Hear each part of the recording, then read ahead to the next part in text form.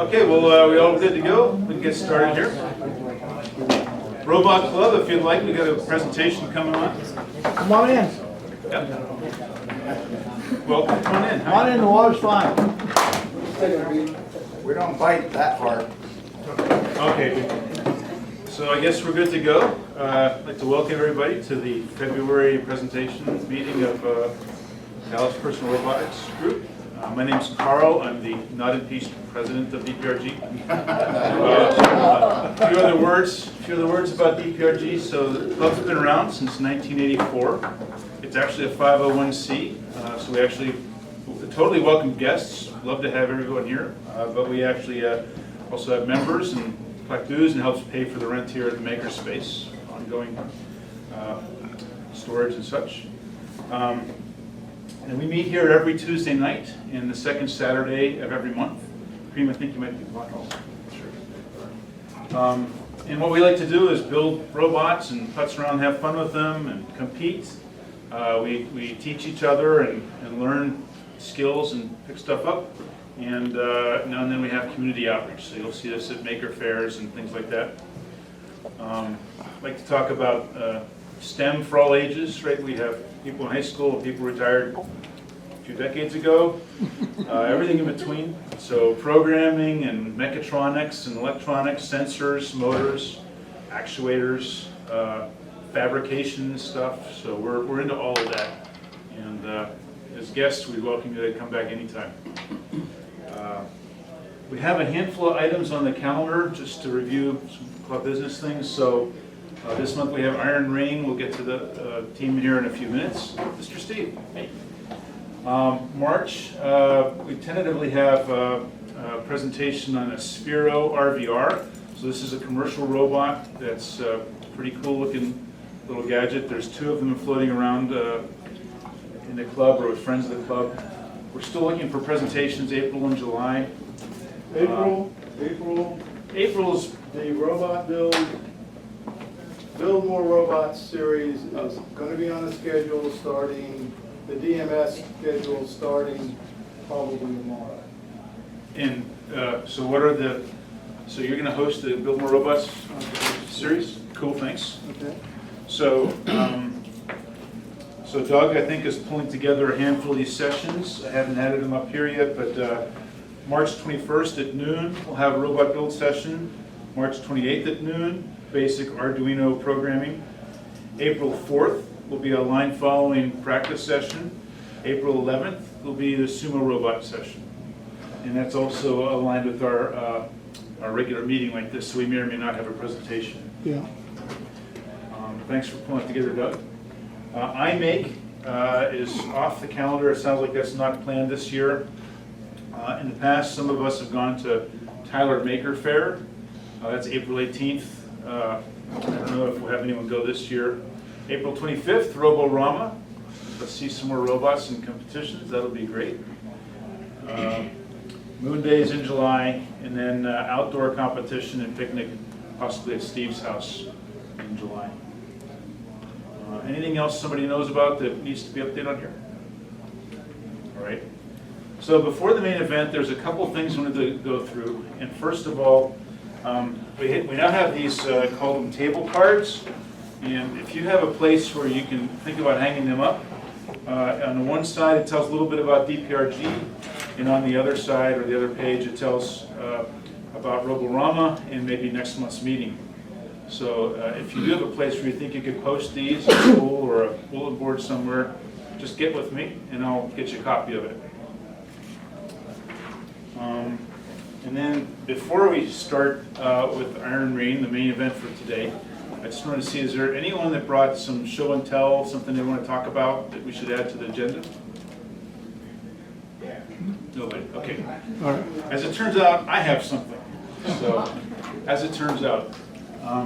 So it seems that I was in Pittsburgh and I came across a really cool looking little retail storefront. And I thought I'd show you what I found. Fraley's Robot Repair Shop. Pretty cool. They service the world's robots, basically. I think we can look at them for some cool benchmarks, right?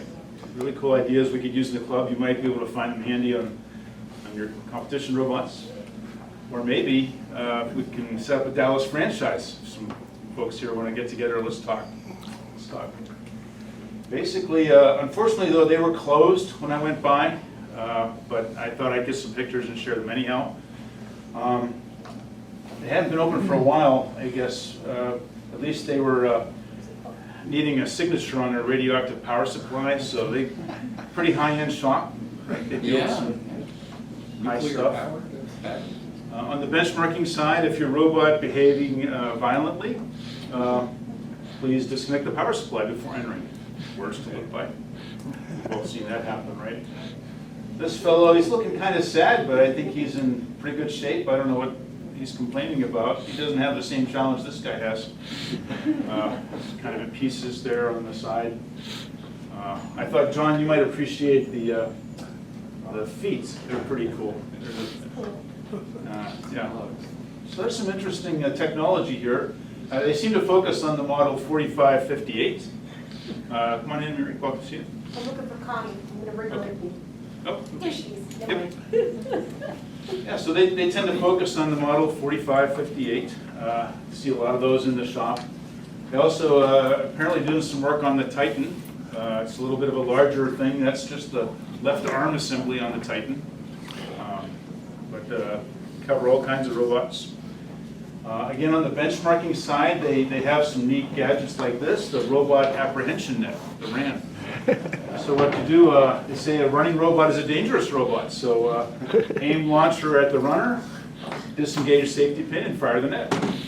Pretty cool idea, right? We never had runaway robots, I'm sure. It says, do not use on humans, injury may occur.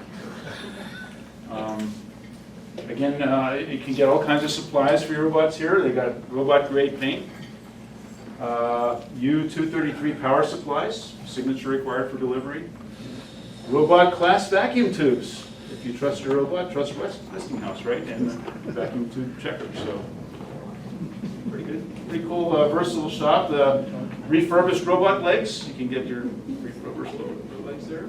Plenty of paint and other supplies.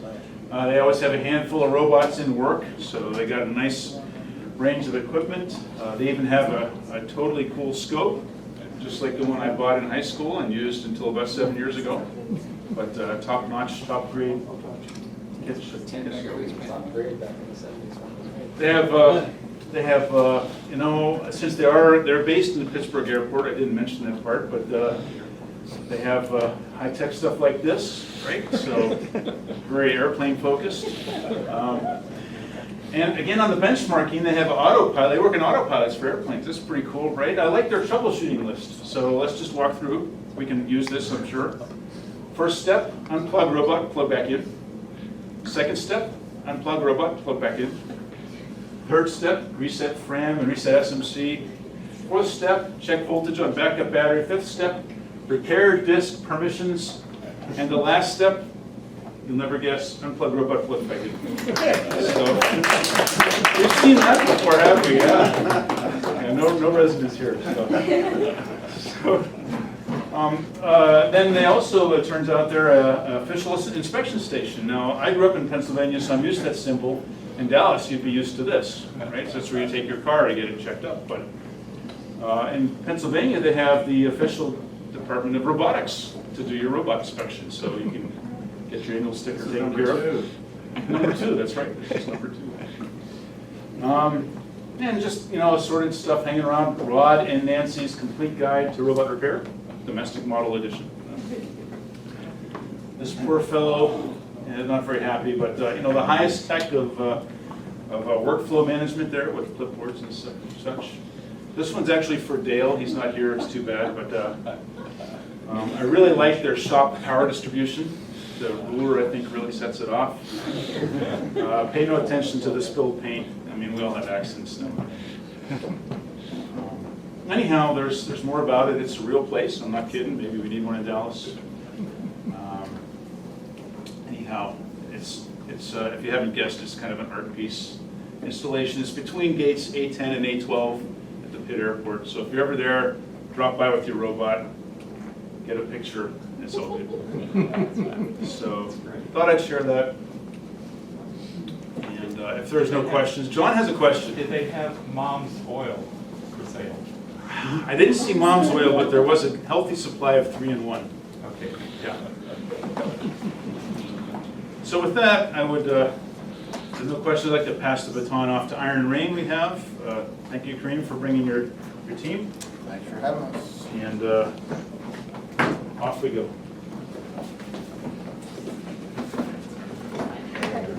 All yours.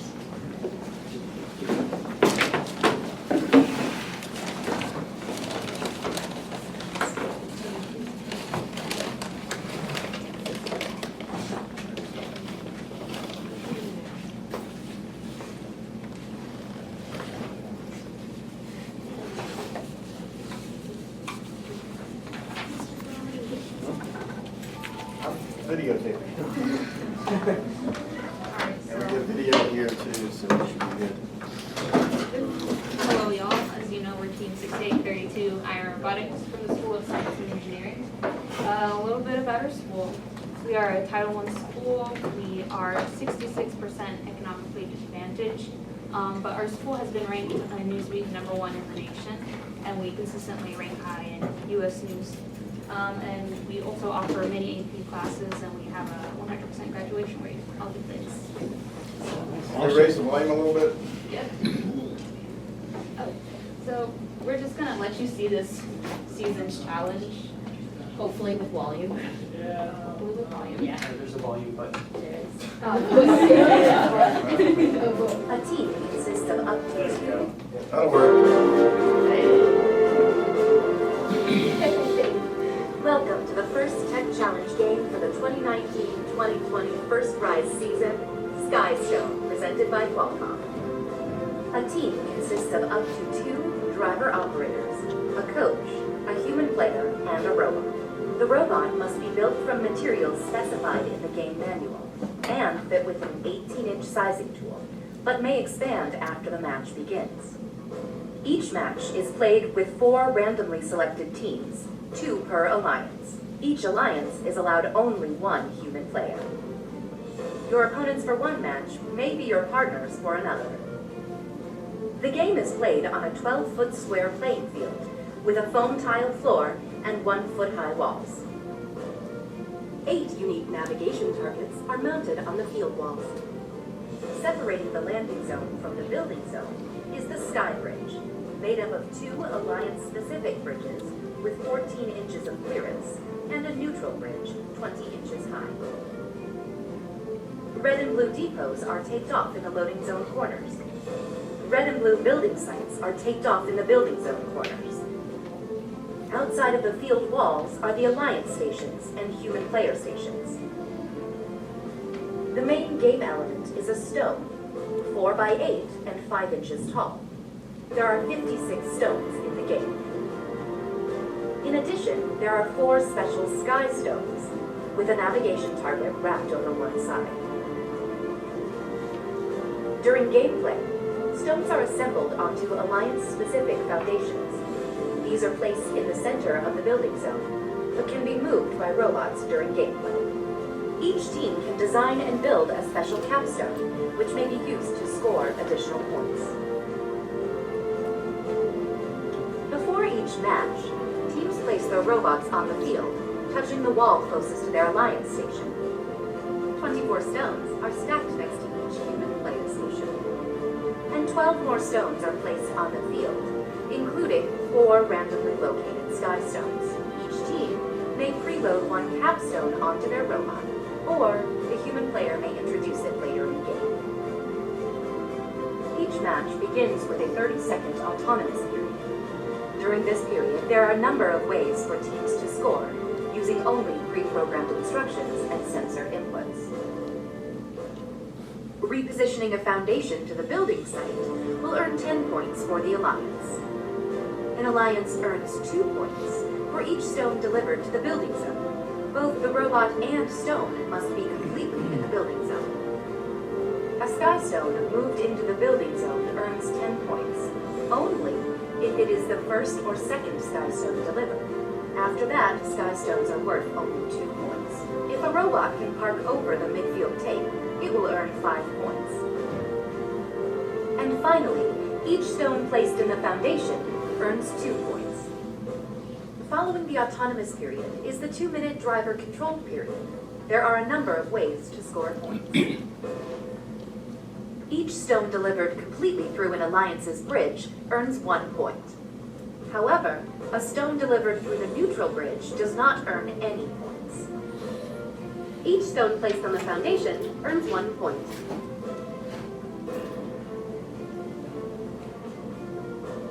The last 30 seconds of the driver-controlled period is the end game. During this time, robots may continue scoring stones, but there are also ways to earn bonus points.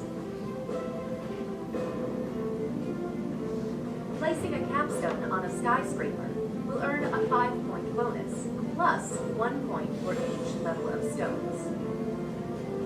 If a robot moves their foundation completely out of the building site, their alliance earns 15 points. An alliance will earn an additional 5 points for each robot parked in the building site. There are many ways to score in Skystone, but there are also rules that, if not followed, will award points to your opponents. For example, robots may not tip over an opponent's skyscraper. Robots cannot block access to their opponent's field elements. Robots are not allowed to reach outside of the lane. Robots cannot launch game elements, nor are they allowed to deliberately detach parts. This has been a brief summary of the Skystone game. For complete rules, scoring, and official field setup, please read the entire game manual and check the Q&A forum. And always remember, the most important rule of the first tech challenge. So is this to build the wall, like Trump's wall or something? We call them towers. There's more about towers than the walls. It wasn't very clear, but there's more points for how tall the tower is. And then if you cap it, you basically double the points for the tower. They'll get into some of those details. Because this is not a normal presentation, I will interject a couple of things because we're expanding a little bit on what your interests are. But for the most part, the team would be doing this entirely. I probably wouldn't be even in the room. They'd be doing this in front of judges. And this year, we have to collapse it down to 5 minutes for the canned presentation, and then they get another 5 minutes of Q&A. So it's tighter. It's a tighter sequence this year, and they would normally like blister through it, but we're going to take our time and try to explain some things as we go. And so, last 2 years, actually, our team has made it to the World Championship in Houston. This is just a picture from last year, where our robot, not this one that we have here, but the one from last season, got us as finalists for the Innovate Award. We're going to go through and explain some of the awards later, but we have a clip from last year during one of the matches where our robot fell over, and we just thought it was a really cool experience and a really cool moment. So Our robot was knocked over on purpose. It was intended. Now, we did have a high center of gravity because they presented last year's robot. It had something that they called Superman, which would let it like tip. So if the robot's normally flat, it would tip the whole robot up to give it extra height, right? And they actually got it to like make it go all the way up and then balance. But they weren't doing that in the matches. But because it's high center of gravity, other teams at Worlds figured out that a nice little impact at the right location is going to knock us over. This was also the most viewed clip from all of Worlds. Which means people either hate our team or they love us. For some of you who may have come to the meeting last year, we actually presented last year's robot to you, and we were able to get feedback from you, and we'd like to thank you because your support definitely helped us get to Worlds. And you can see the robot over here. Iron Rain tipping over That's not after us running bumping back. into Tech Hogs. The robot's Hopefully they're struggling able to over right there. themselves from that one. They do have a robot designed as insurance to right themselves, but that is an unusual angle. Tech Hogs still scoring. Well, their alliance partners, Robo Eclipse, dropping the gold right on in. It's upside down right now. 1 minute 20 left on the clock. 141 to 75. Red Alliance in the lead. And Iron Rain is up again! You couldn't really hear the roar of the crowd, but that was the biggest roar of the entire competition. So a huge part about the First Tech Challenge, which is the competition that we compete in, is outreach. So what we mean by outreach is the ability of a team to be able to reach out to engineers in their community, like you guys, or other students in your community, and being able to bring First Tech Challenge and robotics to them. So our team actually prides itself on its outreach. We have what's called the Mobile Tech Experience. Basically, our programmatic partner, Big Dot, which is a nonprofit organization in Dallas dedicated to education, and us have this vehicle called the Mobile Tech Experience. We take this to underserved areas around the Dallas community. It's basically a classroom on wheels. It has FLL robots. FLL is basically a scaled-down version of this competition, as well as 3D modeling sets, where we teach students with little to no STEM experience about 3D printing and robotics in the hopes of getting them invested in robotics as they grow older. Now this giant X on the screen basically says that we are not taking credit for past year's efforts because this vehicle has been in service for about 3 years now, and it's actually nearing expansion, which we will cover 4 years. Yes, and it's actually nearing expansion, which is a topic we will cover later. But the current vehicle, everything that we talk about to you in this presentation and in our engineering journals, is entirely from this year's season. These are some of the events that we presented at. We've been to Dallas City of Library, where we taught kids, as you can see over there, how to program robots, and also at Noonday, which is an event which you guys present at. Hi. And this year, just this year, we've actually interacted with about 3,255 students and totaled about 315 person hours maximum. Our season actually starts in the summer, and we work our way up towards our competition, which is actually next week. To be clear, that's the person hours of the team members, not the people who interact. One of our biggest events is the DISD STEM Expo with over 1,000 participants and a lot of Best Buy and Big Fat volunteers who we train on how to teach kids STEM, and we also bring our vehicle there. We also support 2 other rookie teams, Iron Golem and Iron Core Robotics, which are those teams are filled with freshmen in high school. And we also mentor team Whatever, which is the team name, over the summer. And they're keeping our program sustainable and making it reach out to more people. So this past year we hosted the Town U qualifier, Town U being the building where our school is located, and it turned out to be a great success. It was one of the largest competitions in the North Texas region, and we had a total of 31 teams and 65 volunteers. And an interesting thing about that is that we, like all 4 of our teams, actually volunteered for the event, and yeah, we hope to continue this in the future as well. The previous 2 years, we've had DPRG members as judges. We didn't get any this year because this was the date where we had the spider thing going on, the big spider robot. But we're looking at you guys. It was our fault. We let you know very late. Plus, you did have an interesting. I think we sort of cornered the market on the mid-December qualifier, and that tends to conflict with the second Saturday of the teams club. So speaking of interacting with you guys, the Connect Award is awarded to teams who understand that connecting with their local STEM community is a very essential part of team success. And these are some of our largest partners and sponsors here. Big Dot maintains the vehicle that we take to different outreach events around Dallas and has raised funds to expand that program. And Best Buy provided the seed money for that program 4 years ago. And you can even see Dallas Personal Robotics Group on there. So over the years, we've collaborated with a variety of engineers from different fields. Some of our most prominent groups such engineers are Mark Cuban, the Dallas ISD STEM department, the Dallas Regional Chamber, and of course, DPRG. Thank you. Yeah. Okay, and so the program that we've been talking about, it's kind of come to the end of its lifespan because that first vehicle was just the pilot phase.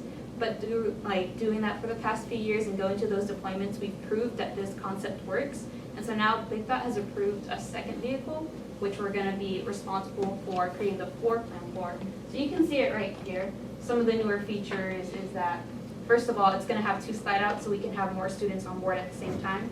And we're also expanding on activities that we offer, so it's going to have a digital media aspect, as well as a wheelchair access ramp. And so all of these things we're hoping to add here, and then we're gonna create a 3D model that just kind of expands vertically so we can just fill it all out. And so we've been authorized to use $400,000 for this new vehicle. So yeah, it's gonna be an impressive new vehicle, and it has like a lifespan of 6 years, I think, so it's just really gonna expand on it. The current vehicle's 33 feet, this one's gonna be 38 feet. The dual slide outs help out a lot with the interior. And this is gonna be built to purpose from Winnebago's commercial shell department.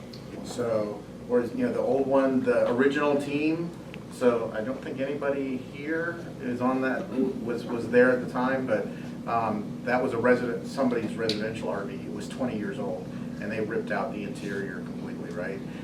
And then they figured out how to build the workstations and you know, put the technology on. Again, they're not claiming any credit for that previous work when they talk to judges for this year, because they can only talk about what they're doing right now. But this, you know, that was meant to last one summer. So this new one is going to be a shell that you start off with?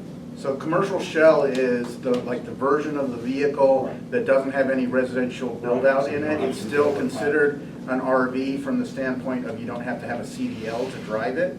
But this is an even bigger vehicle. So it's completely white. There's nothing in it except for what we custom build, like the workstations and the storage and stuff like that. It's like command vehicles, like police command vehicles start out as commercial shell. So as Karina mentioned, with the new MXP being approved, our team 6832 Iron Rain, has been named as the STEM Ambassadors for Big Dots program. And our job is to be able to find more support for the new MXP. And we've actually done this in a variety of ways this season. So first, we reached out to Representative Colin Allred, who is our congressional representative, and we were able to get a meeting with his office where we discussed the plans for the new MXP, the current MXP, our robotics program, basically kind of like the spiel that we're giving you guys. And we were able to discuss the possibility of federal funding for the new MXP. Because while $400,000 is a lot of money, to keep the new program sustainable for about a lifespan of 6 years, it's going to take a lot more than that, and we are still actively trying to gain support for this. Just yesterday, in fact, we were also able to reach out to Deloitte. Deloitte is one of the big 4 accounting and networking services in the world, and we were able to get a presentation with their office where we presented our robot and the MXP program and the possibility of getting funding from their office to continue our robotics program and the second MXP. So for these next 2 awards, the Design and Innovate Award are for the robot, where the Design Award focuses on robust design and aesthetics, where the Innovate Award focuses more on innovative design, which is what we usually go for, and the Think Award focuses on a neat and organized and professional looking journal, which we have out right now. At Iron Rain, we divide the team up into multiple sub-teams. We have a journal team, build team, programming team. The journal team writes down and records what we do. The build team, we build the robot. The programming team does the programming, the software side of things. Each one of these teams works together, and you can remember multiple sub-teams. Like I help with journal and build. Yeah, basically why we do this is because it helps us, each individual team have their own autonomy of sorts, but they all work together to make the robot better and make it faster. Engineering process. So basically, we implement the engineering process here at Iron Rain, where we have an iterative design process, basically meaning that we build something, see what's wrong with it, build it again, make it better, see what's wrong with it, and then et cetera, until we get, well, as good as we can get reasonably. Part of the Think Award that Jose mentioned is being able to document the engineering process in our notebooks. So we would love to have your feedback on whether or not we've effectively conveyed that. Each one of our individual sub-teams at Iron Rain implements this engineering process pretty extensively. So for example, the build team, the gripper has gone through more iterations than I can count. The programming team probably does the same thing. I wouldn't know, I don't do that. The journal team, well, we've gone through many journals. We keep on expanding what they have, and that really helps set us apart from other teams. We document everything, and we have lots and lots of iterations of everything. Every subsystem of the robot generates complications with other subsystems that it has to interact with. So every time you make an improvement on one, you got to sort of iterate on the next one and the next one, and so it's just like cycles within cycles constantly. Okay, so after this year's challenge was revealed, we took part in the Robot in 2 Days challenge, and you can see our robot on the screen there.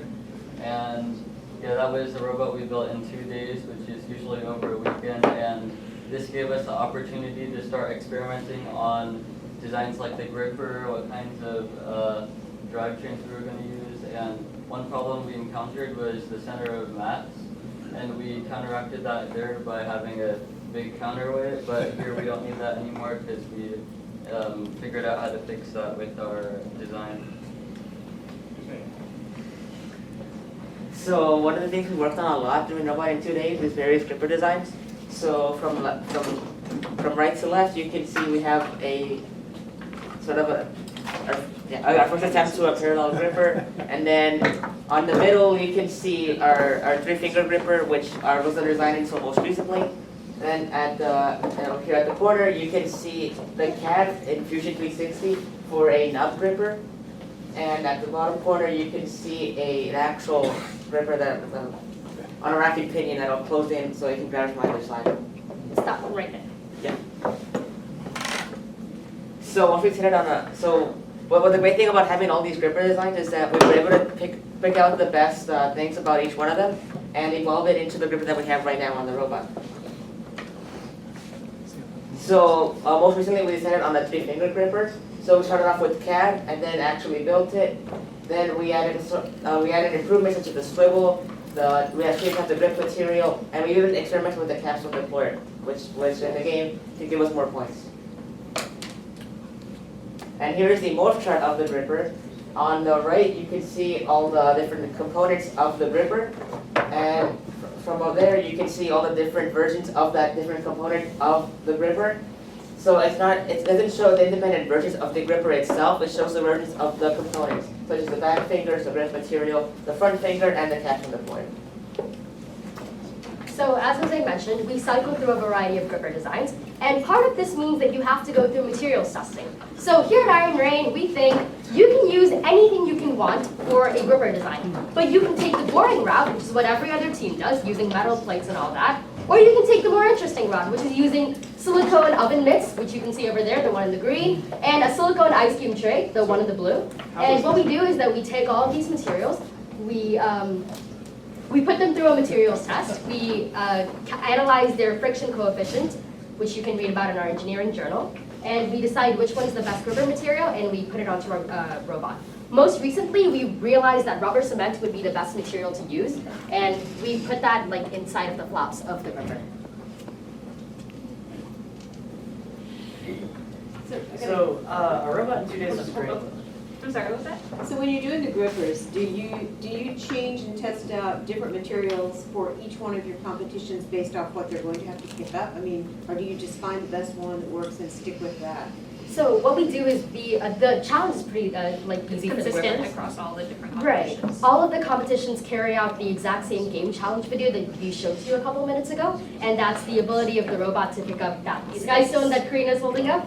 So what we did is that we... pass one of those around as well. Yeah, that would be handy. So what we actually did was that we put these through a slip test. So we found a flat surface, we put the gripper material on top of the surface, and then we put the block on top of the material. And then we held up the surface, until the block begins to slide off. And then we measured the exact angle at which the block began to slide off. The higher the angle, the more grip the material has. And we inputted all of those calculations into our engineering journal. And then based on the exact map that we found out which gripper was able to, which material was able to keep a block on top of it for the longest or the largest angle. And that's the material that we ended up using.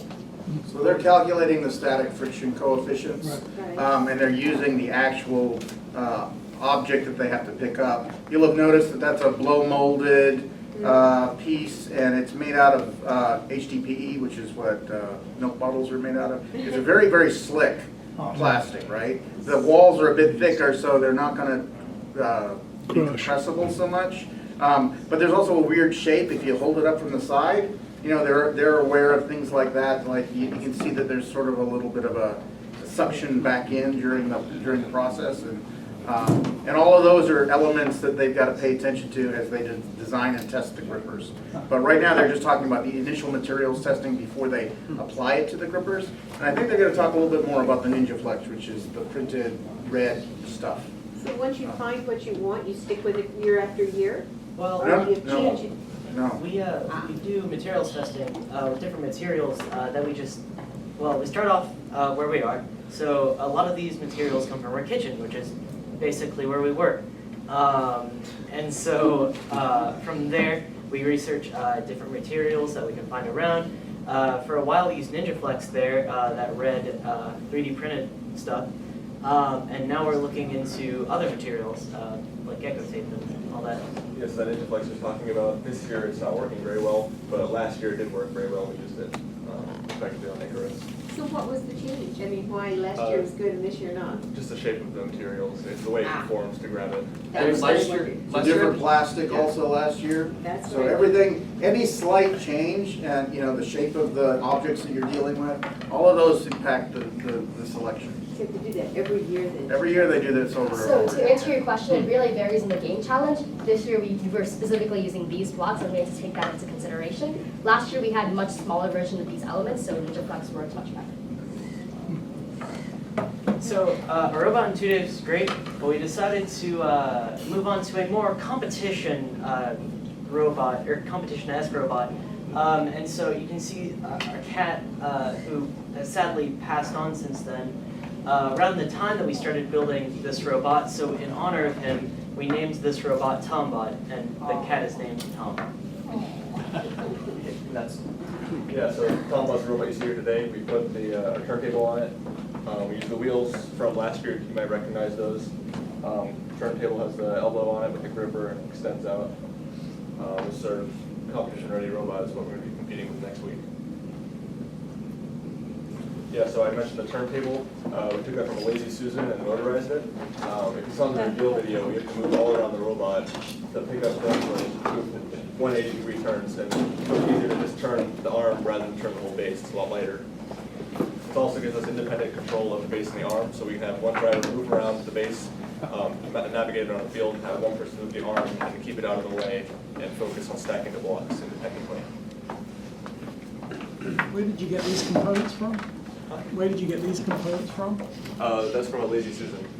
Where did you buy it? Just curious. Amazon.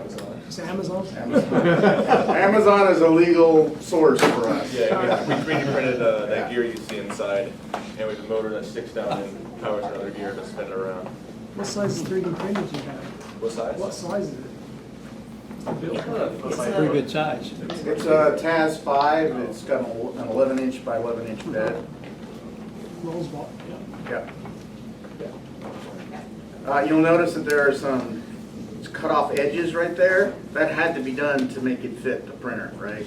Yeah. Yeah. That's cool. So on top of the turntable, you'll see our elbow system. If you notice, it's coaxial with the extension and the lifting, so it saves a lot of space and organizes our stuff very compact on top of the turntable. And if you'll notice to the left of the big gear, there's a little plate. That's our logarithmic spiral. Ben will explain that. Yes, so last year we began experimenting with this sort of linear slide system with the belts, and we discovered many issues that came with it. Number one, it's a very heavy system. I'm going to pass it around in just a second. But if you look at the gears that actually drive the whole elbow, you can see that they're starting to chip away, and many of the teeth have actually broken off.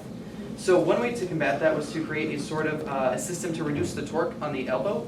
So we created a linear or a logarithmic spiral, which linearly decreases torque by attaching a bungee to it. And so yeah, I'm just going to pass this around. So that just lightens the load when it's sort of extended straight out. You know, gravity's really starting to pull on it, and this just helps, you know, the motor fight that. Can I ask, are you using, in your 3D printing, are you using any nylon? Yes. Actually, Yeah. so most of our parts are printed in nylon. I'm going to talk about that right now. But I do want to go briefly right back to the logarithmic spiral. We actually had to write a Python script to create this in Fusion because there wasn't actually a spiral option in Fusion.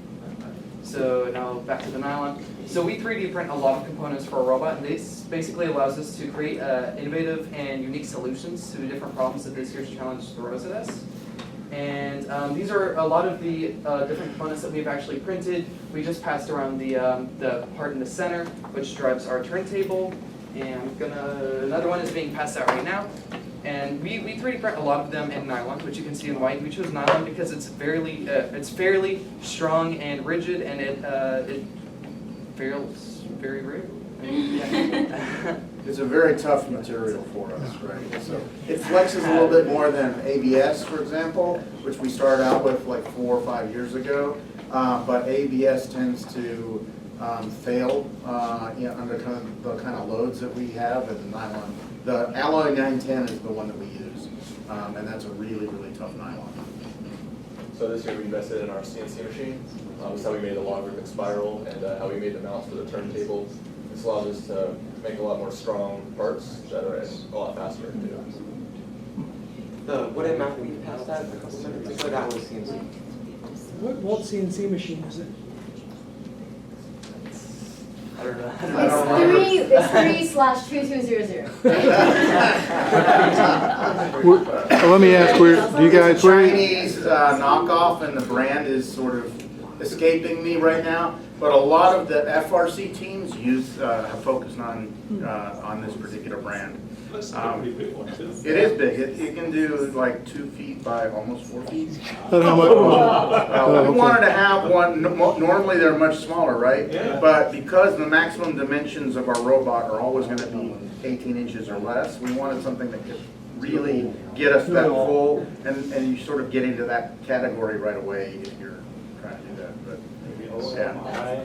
And we wanted one that could do aluminum, right? So soft metals. It can't do steel. It's not super fast, but you know, trying to get trained and access to the Haas mill here is a bit of a iffy kind of a proposition, right? And we need to have it available when we're ready to do stuff, you know.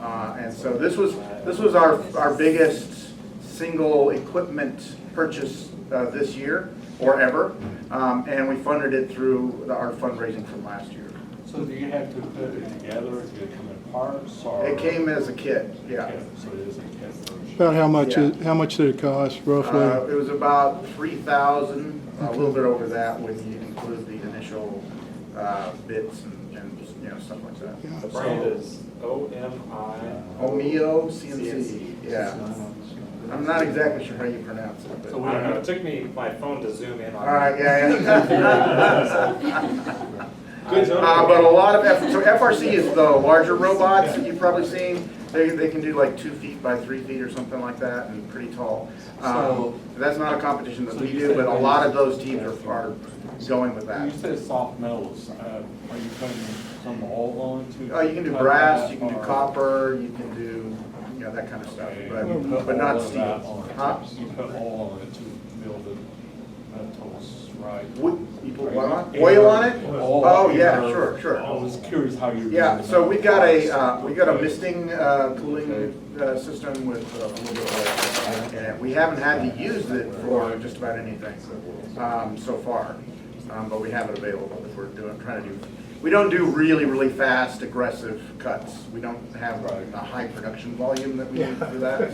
So, and then your roadmap in 2 years, a water jet? Water jet, laser cutter, a little bit. We've had parts cut on a water jet before by a company that helped us out, like for our robot Kraken 2 years ago, and they were really nice, and they didn't charge us except for the material itself. So we're lucky that if you're doing small things here and there, it's sort of easy to find support. I don't think we're actually going to get a water jet. Yeah, but probably a laser cutter would be a nice next step. Yeah, we probably have to replace our TAS. It's a TAS 5, and it's been going like constantly, and it's been a workhorse for us. But our print quality is starting to suffer a little bit. One of those rings, that one has some inclusions in it from a burnt material that built up on it. So it's getting a little bit sloppy over time. And since we do have some precision requirements, we probably want to replace that very soon. Yeah, it's all in nylon. We mostly do nylon. The red stuff is the Ninja Flex. Yeah. And you can feel that as totally different kind of feel, and but that's meant for our compliant parts. Yeah. And it's got pretty good grip as well. So as Justin mentioned, we have a CNC, and we wanted to experiment with CNC in our entire journal, our journal for our binder. And we had a lot of fun designing the cover where we have our team logo, our name, our number, and we had an outline of our robot, which Ben added an outline for me. Thanks Ben. And we have the two volumes, the team volume and the engineering volume. And we want to ask you guys if you think it's a good idea or not to go for this for our regional competition next week. Whether it'll impress judges or not, we'd like some feedback. Or is it overkill? It's probably overkill. Spend your time getting the robot doing one more block. Well, we have different sub-teams, right? And so the build sub-team, I don't think they've discussed it yet, but they are building a second version of this robot. So this robot has had a lot of wear and tear. Not all of the parts on it were CNC, like the base plates, and so that's their next step. They're not at the point where they have all of that modeling fine-tuned and CAM figured out. So they're not going to be able to build it before this next competition, but they can do it for Worlds if we move on. So the question is, the design team has time now to do that journal cover in aluminum, but is it a distraction? And so that, My comment, I'm a woodworker, and aluminum doesn't really have a good human hand feel. It's That's cold. true. And so I was thinking you could do like thin birch plywood or masonite. The CNC should cut that. It'd be a lot faster, and that has a real good feel.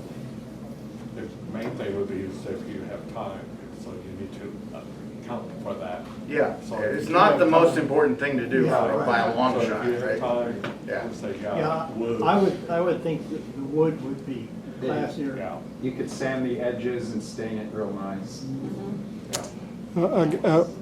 Having done the judging and watching the response, not just this, but other competitions and other systems, there is a point of too slick. And then the judges kind of have, I don't know, a populist feel to themselves where they can get against you. What would be really key on your journal, I think, is that all of the things that they judge on, you have every one of them, and you have it clear that you have every one of them. Okay, so that nobody can argue, well, ooh, this one's got cutesy, bunnies in it, and the other one says, well, I like this one because he's power to the people type thing. Have nothing to do with robotics, but they're just biases that the judge might have.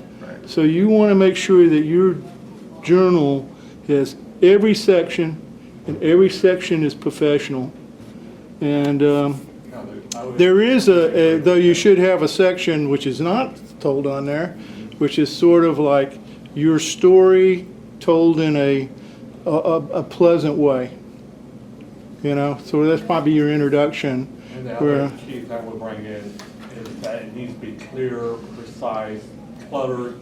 So, in the sense of having a blue cover helps in that regard. So the main focus should be, I pick up the book, I don't have, because they like give your presentation, they only have like 5 minutes to look at type thing. Well, no, the journal itself, that is the thing that carries them through the entire rest of judging, right? I was on a couple years back, I was on a judge, so I can tell you just one. So having something that's clear, precise, easy to recognize, easy to remember, helps. Yeah, like for example, if one of the things you did a lot of CAD work. It's not, you can put your CAD work inside of a standard engineering framework. I don't know what they call it, but where it says this is drawing 223, da da da da, and you can fold it over. You take it, you fold it over and fold it back, so it's sitting in your journal And, you know, it's clear that you have real CAD, not just say you did CAD, or just a few images. I mean, here's your spec, you know. That's where they have it as a cover, Yeah. the wood type CAD, yeah, could help. So here's a suggestion for you. So it sounds like the journal team is the part of the sub-team that has the time to consider something like this, potentially. I wouldn't put it that way. So everybody's on the journal team. Everyone's on. Everybody has to write articles. Yeah. But we have an editorial team who just focuses on the writing and the organization and the presentation of it. This would be the build and the design and build team who are normally working on robot stuff, taking a little bit of time out to just prepare the covers for it. So, And they do have a little bit of time available right now. so that's cool. I would just suggest, I mean, from a team organization point of view, that if you have those resources that have some time, are there other areas on the project that could have more value from their time being spent? So like if you look at it from a spending time point of view, then if you just ask yourself, where are we at risk of getting more points? And then throw them on that. That is why we're asking you for this feedback, right? Yeah. Because sometimes we've noticed, we've been to Worlds before, the team that got the Think Award last year, that's the one basically that maps directly to the journal. They did a custom journal binder, right? So it helped them stand out, right? Okay. You can't get away with just that, Yeah. not by a long shot, right? So we would never do that if we didn't have solid content.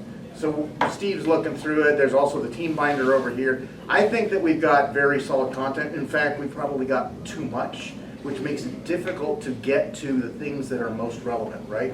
Because with judges, so the way that this works, we get this 5-minute presentation, 5-minute Q&A with a team of 2, maybe 3 judges, right? But there's a much larger judging team. If we don't impress them, they don't take our story back to that judging team and say, you need to go follow up with these guys and see what they're all about, right? Yeah. So we've got to knock that out of the park.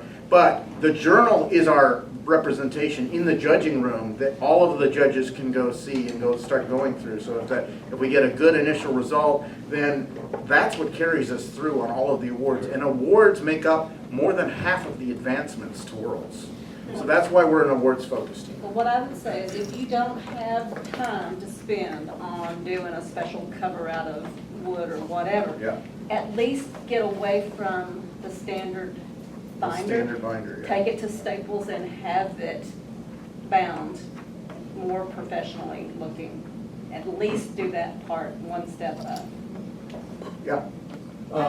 One thing in terms of making sure that your table of contents points out all of the areas that are supposed to be covered. Right.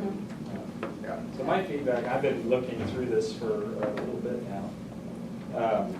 Right now, it seems like the whole thing is organized by almost like a blog.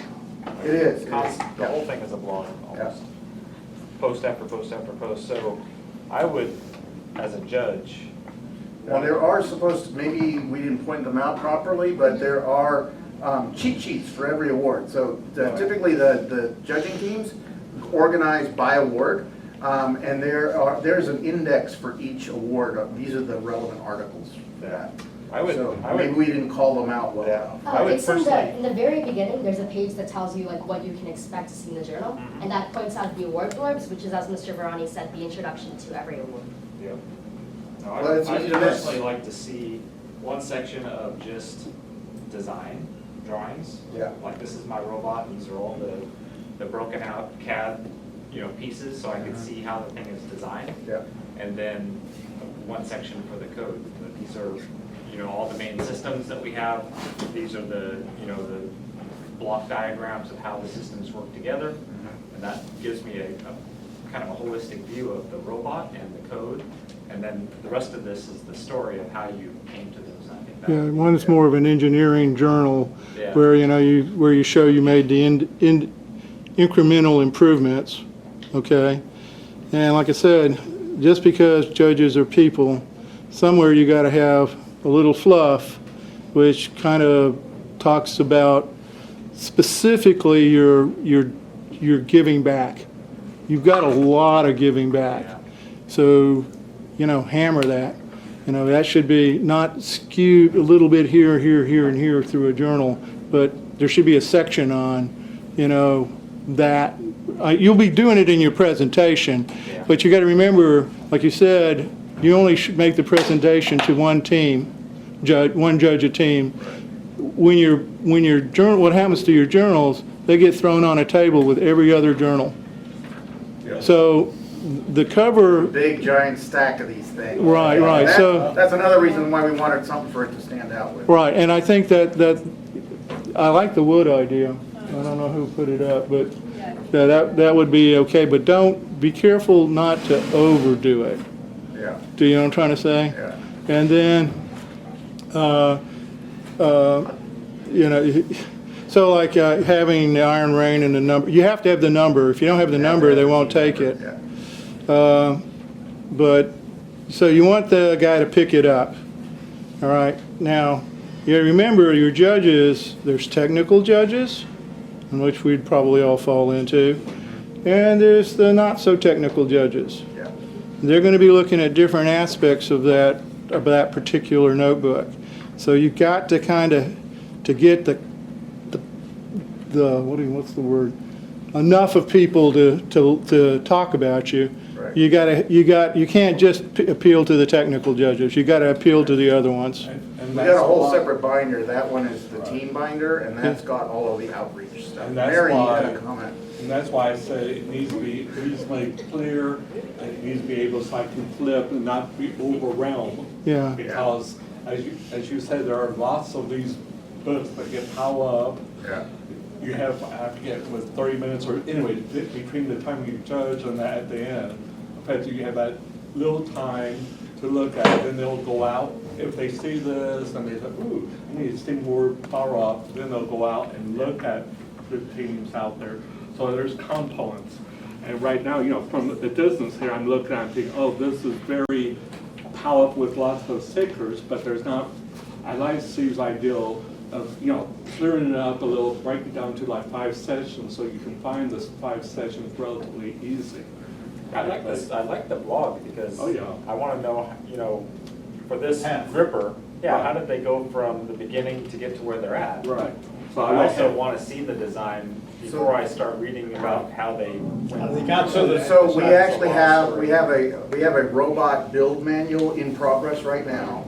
Right, so that's going to go in, and it's got that explanatory, see it all at once kind of a approach to it. The laying it out in time is an important thing to show that progression, right? That's considered the highest component to the Think Award, is being able to demonstrate your progression. And it's not like, oh, boom, some mentor built it, you know, last minute, and all of a sudden, you know, so we're showing the whole life cycle of it. That's probably Mary, yes. Okay, so for 2 questions first, like when you're doing your manual, you said stack them. Are they literally stacked on top of each other on a table? Sometimes, yeah. I mean, it's a cluttered pile, and at some point, very early on in the judging day, it's a full day thing. But they start setting aside the journals that they're no longer interested in. Okay. Right, and then there's a set that's more clear. We're sure that we will make the cut, so that we will not be. But anything you can do to make your journal stand out is a good thing. Yeah. So I'm asking, you know, like I love wood. Don't get me wrong, but this is robotics, and I'm kind of thinking it needs to be a little more edgy. That was what we were. I was thinking about laser etched acrylic front and back panels. Now, if you really want to go high tech, get a long lasting battery and we'll LED light the edges. So we wanted our journal to be a robot, right? Yeah. Wheels on it. You know, that was clearly overkill. John says make it climb to the top of the pile. Yeah. You know, just constantly seek light. You know. Yeah. No. We talked about lighting. If your LEDs, you'd have to make it extremely durable and long-lasting batteries to last the whole day and be abused to make sure they didn't go out. But I've been doing a lot of the laser etching with vector instead of using the raster. Sure. And a friend of mine is doing y'all badges have for policemen, and it looks laser? fantastic when they're edge lit. Yeah, we can do laser up It here. brings out like your CAD drawing and just pop. Yeah. And because. And you can Acrylic also cuts use- really nicely on a laser. You can also do dye sublimation panels, which is then you can put any kind of thing you want on it at all, and if you do it on the back side, it's got Yeah. this 3D look to it. I like the idea of the plastic light. The main thing is, with all of this, is not to over-engineer it, because you do have a limited time. So that's why I was asking, do you have a laser? How much knowledge do you already have on the laser and that type of thing? So that'd be. Well, laser's actually easier than CNC. I know, that's why I'm thinking that laser actually would, and the Yeah. plastic aspect probably would be a better path for that reason. So this is pretty good. I encourage everybody to look at it. Other thought that comes to mind now is that, very much with Steve, if there's just a quick overview section, this is the robot today, theory of operation, and that would help. I know it would help me quickly glance at it and understand what it is I'm looking at. What's unique about this robot versus the 10 that are beside it. So if you can figure out what's unique and highlight it, and then the next thing is the narrative, I think, works really well for the blog, because that really helps for the Think Award and describe how you got there, what your mindset was. But when you want to quickly get a point across, you want organized stuff, try and get it to few words and bullets. Key point 1, most unique thing, the wheels. Next most unique thing, the gripper.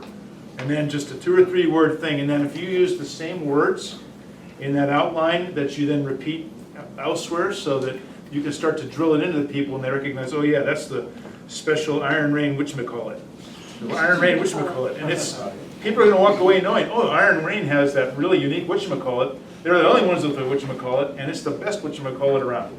Yeah, I mean, we had the Superman last year, and that was like, it became, everybody started using that It's the language, buzzword, right? yeah. So you can recruit followers just by less is more. Yeah. Few punchy words. Yeah, I would also argue, I'm just curious of what role this one here has all of your, the team journal has all of your. It has our outreach, so basically it's. So this one has no outreach in it? Huh? This has no outreach in it? Nope, that's Okay. purely engineering journal. I hear you, Uh-huh. but you only have, they're not going to pick up 2 journals in there generally, from what I've seen. I've never seen more than 1 journal per. Well, every team that goes to Worlds has 2 journals. Okay, all right. To There World. is a limit of, you can't go above a 3-inch binder, and if you're already at a 3-inch binder, that has become so heavy and so unwieldy that all of the teams that go to Okay. Worlds, and Okay. most, and a fair number of teams that are at regionals, the highest end teams will all have 2 binders. Okay, so I haven't judged at those regions, so I Yeah. can't tell you. But I'm just saying is that at the local competitions, they're The regular expecting, qualifiers, they're only yeah. expecting 1 binder. Yeah. And almost everyone, because like I say, it's not me as a technical judge you have to convince. It's the other judge who's doing the more feely, touchy thing, that you have to have something there for them. Now, if you can That is one of the actually, reasons why, and it's not in that design, but it keeps disappearing, it always has to say one of two. Yeah. 2 of 2, right? Yeah. To make it clear, this is not the only thing. And there's a sheet that goes into at the beginning of both of them that says, Yeah. this is just the engineering. now, or just are you, so even at the regional, are you limited? I don't, like I said, I've never seen more than 1 journal. So I don't know, maybe that's only the engineering journal that I've been seeing. But if I've been seeing only seeing the engineering journal, I can tell you they're a combination. Well, we submitted 2 journals at the last one, and that was at a qualifier level. That wasn't even. And they said, fine, great. We basically won Inspire, and we won the Think Award, which Okay. is specifically for that. Okay, that's cool. Because of how substantial it is. Yeah, I And got so you. they know, I mean, it's almost like, if you don't have 2 by this point in the season, you're Yeah. probably not a very serious team. Right, gotcha, Right? gotcha. Because- Yeah. Okay. But the main point, But- I think, is that Carl is sort of emphasizing it, but it needs to be clear bullet points type yeah. thing, buzzword over and over linkage, and effectively. That is what that's we struggle the why- most with, directing the judge's eyes to the most relevant stuff. Right, We know that even if we have a great journal and they're considering us for the highest awards, we'd be lucky to have 2 full minutes from each judge. Oh, yeah. on that first, Oh, right? yeah. So you're not gonna get in-depth reading, but they've gotta see, they've gotta spot check and know that it's substantially there. And then they've got a quick, they need that quick way to see what's this thing all about. What do you want them to remember? Yeah. Right. Yeah, 2 or you 3 know, words. What's their takeaway? Right. Right. Kareem, what I would possibly do in the first page or 2 of your engineering, say something like, you know, we did X number of community outreach, blah, blah, blah, a couple of the main points. Details are in the, whatever that other manual is called. Yeah, so that you reference the other manual, but you don't have, it's just 1 page, nothing, you know, say any thought. Yep. All right, let's, Yeah. robot. One more. I had one more quick thing. If you go to a bookstore and look at any book, there's the back cover. And what I see here is your spine and your back cover is blank. And if you want to stand out, I would make sure you jazz up both of those as well as the cover. I like the color coding. I see green here, I don't see any green here. Oh, so we That's in actually the other took out journal. some of the Is it in the yeah, other? yeah. Okay. So they're split by, so as you can see, green and purple refer to the Motivate and Connect awards. They're actually highlighted by those awards as well in our blog and in our posts, if you look through them. So green and purple specifically pertain to the team section journal over there, and those 3 pertain just to that one. We will make a Green, really? Green is Motivate, yes. Because up there on your presentation is design. Yes, yeah. Oh, yeah, I'm aware, but it's all right. Well, you know, let's do that Be consistency. consistent. Yeah. If it's not in this book, it shouldn't be in. Because that, a copy of that should also be in both journals. Yeah, so make sure you have it consistent. And I would say that these little flags are, great, you can see them, but you really need actual division. Dividers. Well, so again, those are actually presented in chronological order, so we can't, they tend to cluster a little bit, but not necessarily. Those are just the ones for that particular award that they want the judges to focus on, right? Right. And so they're not necessarily, they can be interleaved with the others, so we can't, unless we elect to physically redo our arrangement and lose our chronological order. And that's a big, I'm not sure if we're gonna do that, yeah. Then what, you have these sections are separate, right? Yep. And then you have these. Yeah, I think we could do like big dividers for like all the front matter, you have like a business plan and then like, just a whole bunch of things before we get to the actual blogs. But I think once we get to the blogs, it would be nice to stick with like the color coded tabs. But to answer your point about the whatchamacallit, we're actually working on a Tombot's name of our robot manual right now. That's gonna give like a basic description of each one of our subsystems on our current robot, and we are going to put that in the front of our engineering section with a description of it. So. Yeah, I think we're gonna break down we have walls of text right now for the robot manual, but we're gonna take y'all's advice and just make it to bullet point lists, things that are just really clear and direct. If you want a really extreme example, just think of the IKEA manual.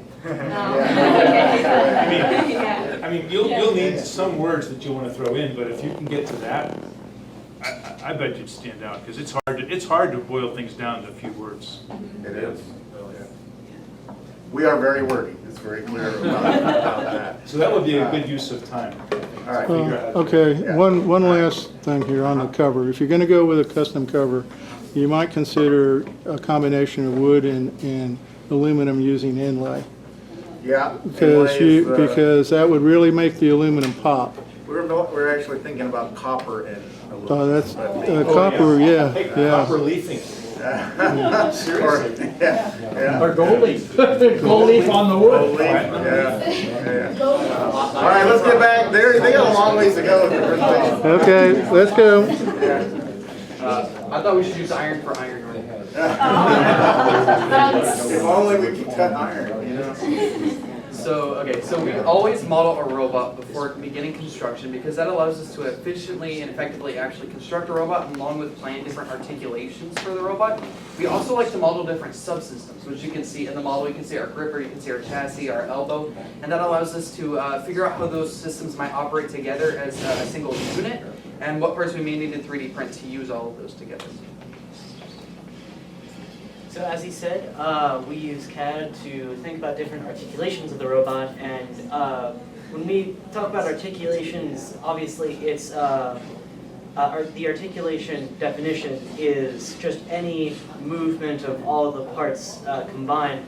But we use this, or we use articulation specifically in Iron Rain to describe semi-autonomous functions that are allowed, or that the driver is going to use during game. And we have the... or that our autonomous routine does. Yes, like we've got an articulation to extend out. We've got a specific articulation that we can tell the robot how tall the tower is, and it will extend to that height, but we elected not to use that one due to complications with driver controls, but we're going to look at reworking it so that it does it autonomously using the camera. More on that later. Alright, and one of the other awards is the Control Award, which is awarded to the team that best uses sensors and algorithms via code to better the performance of the robot. This just describes our autonomous path, which is run during the first 30 seconds of the game. We begin on the lower left side of the field, facing towards the 6 Skystones, locating which Skystone is the black Skystone, using a OpenCV vision pipeline. Then grabbing that stone and repositioning it onto the blue foundation, which you see at the top. Then going back to the second stone, doing the same, and then repositioning that blue foundation into the building zone, which is that triangle tape that you see in the upper left corner. And finally, we finish the routine by driving into the midfield tape and parking for the extra 5 points. And with different button pushes, we can mirror this to work for both sides, but that comes with, is that? No, it's not next, sorry. All right, and You can skip over this because it's in the other presentation. Yeah. Yeah. And we also, in the expansion hubs, and we'll talk about this more later, we have an inertial measurement unit. Most of y'all are probably familiar. We use this during autonomous to get really precise, accurate turns. And so we don't use odometry, or like basically the study of how, like, positioning, sorry. But we use the IMU to do basically kind of that. So they don't use differential odometry for the angles, right?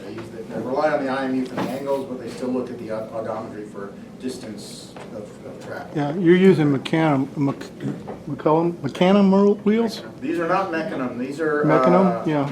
This is a standard differential steer. Oh, robot. okay. All right, so you could get on these in information. the front and back, Yeah. just to stabilize it.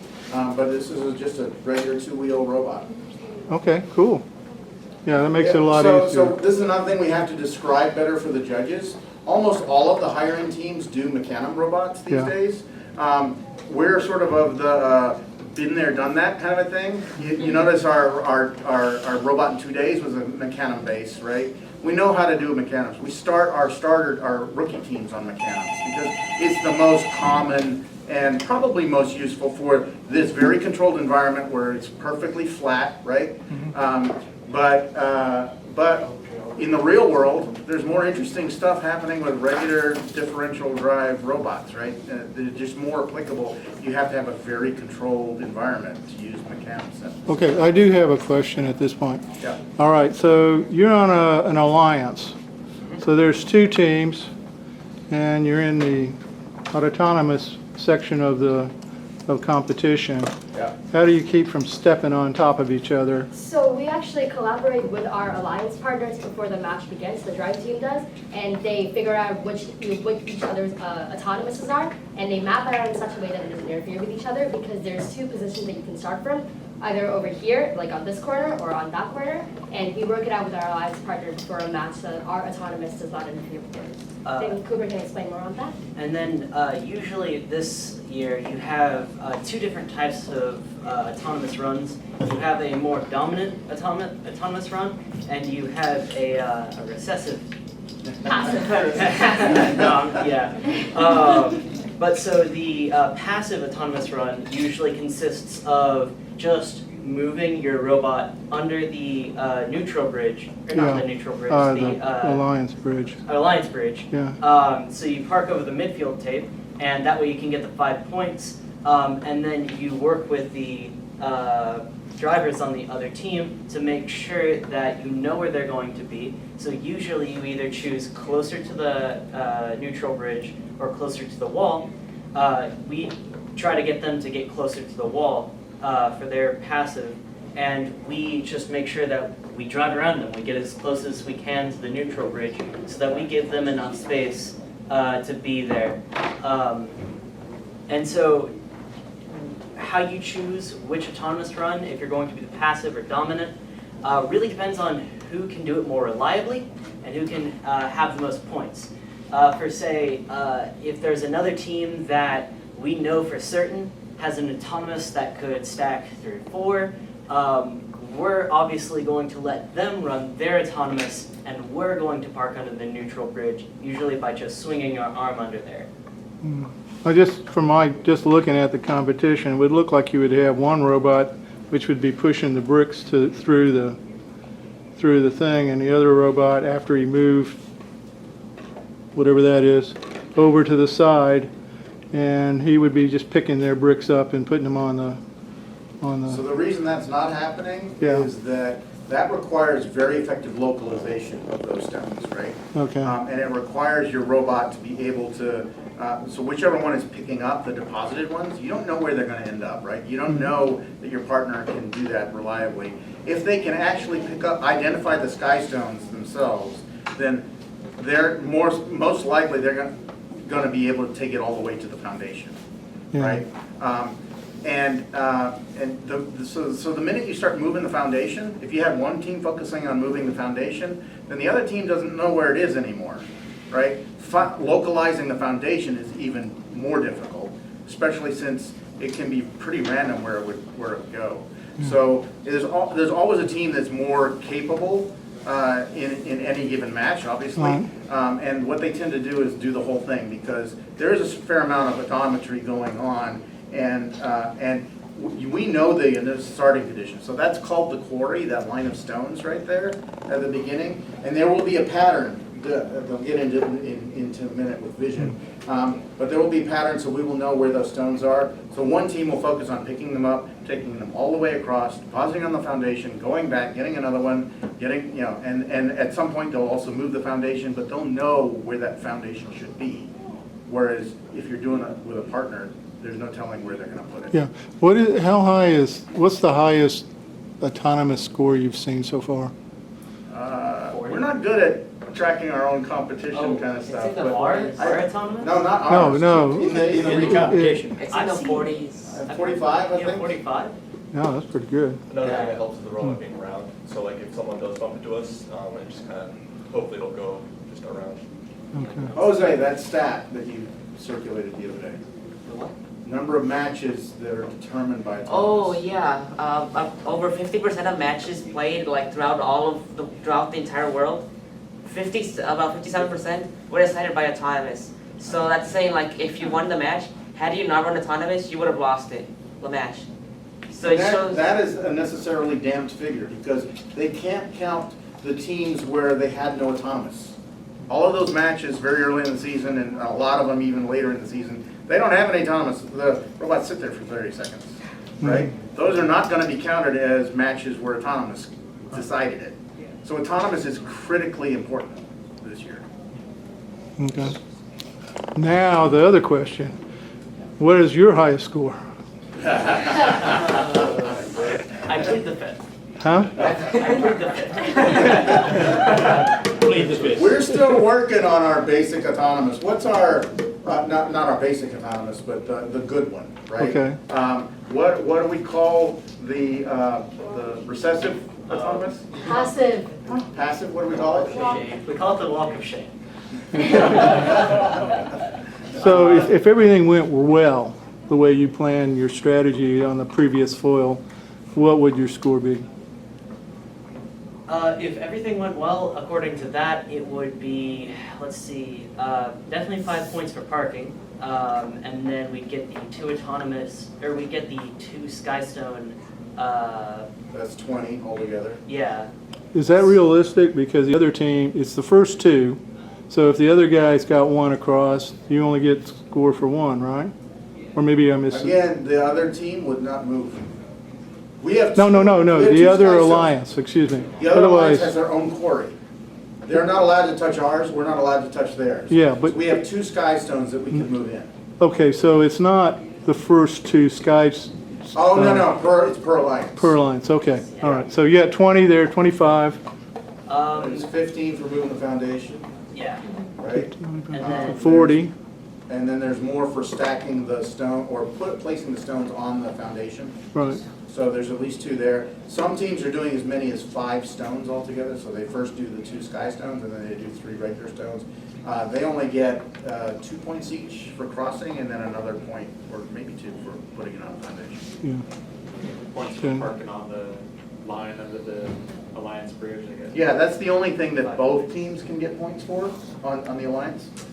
So your partner team needs to at least get the 5 points for that. And early in the season, we've even pushed other teams' robots into that position in order to get them there. Yeah. All right. Okay, so in order to make sure that we know exactly where the robot is at the beginning of the match, we run this articulation sequence that you'll see in a bit when we demo the robot. That was an earlier version. As you can see, we had a different gripper. It hit the thing. We fixed all that. We still, right now, what we're doing is we're actually, during autonomous, we're moving it back so that we can manually sight it. But during competition, we're definitely going to make sure that it automatically backs up. You'll see what I'm talking about when we demo the robot. Yeah, okay, so you can find our journal and our presentation on our website. So it's public for all other teams or visitors to see. And so if you want to find out more about our journal, you can see there. And we actually have visitors from all continents of the world.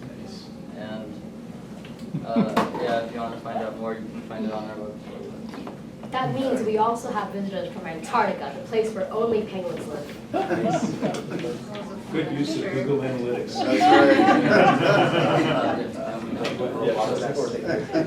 We actually, last year's team met a guy who knew a guy who lived in Antarctica, so. Connections. It's pretty cool. Get it? Because Antarctica? Okay, we're gonna put a stop to this. So this team has been a team for 10 years now, and so throughout all of these years, we just gained a lot of experience. We gained lots of sponsors, mentors. It's for that reason that we go out and do like our outreach efforts. It's for the reasons like that that we sponsor teams, rookie teams, so that way we can have sort of a system that feeds back and produces more people who want to be engineers, computer scientists, and who can join the team eventually when they're in high school. And it's also the reason why we come talk to people like you, so that way we can, just get advice back. And yeah, so we hope to keep this program going for many years down the road. We're open for questions now if y'all have anything you'd like to say or just advice in general. Demo. We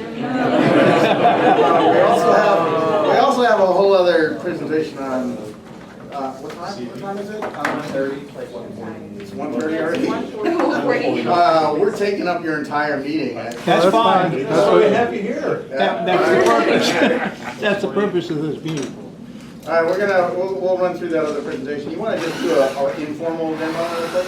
I think they're gonna run the demo while we're talking, because we're just gonna blister through this one.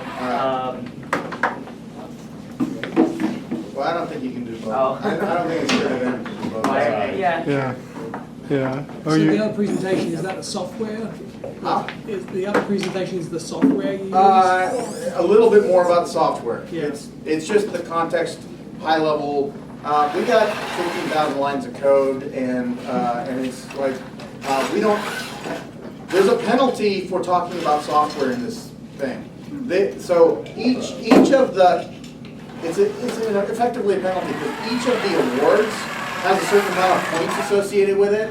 And the one that is lowest on the totem pole and least contributes to advancement is your code stuff, right? The control award. That's considered like almost, this was designed by hardware engineers, this competition, so they don't like pay much attention to code.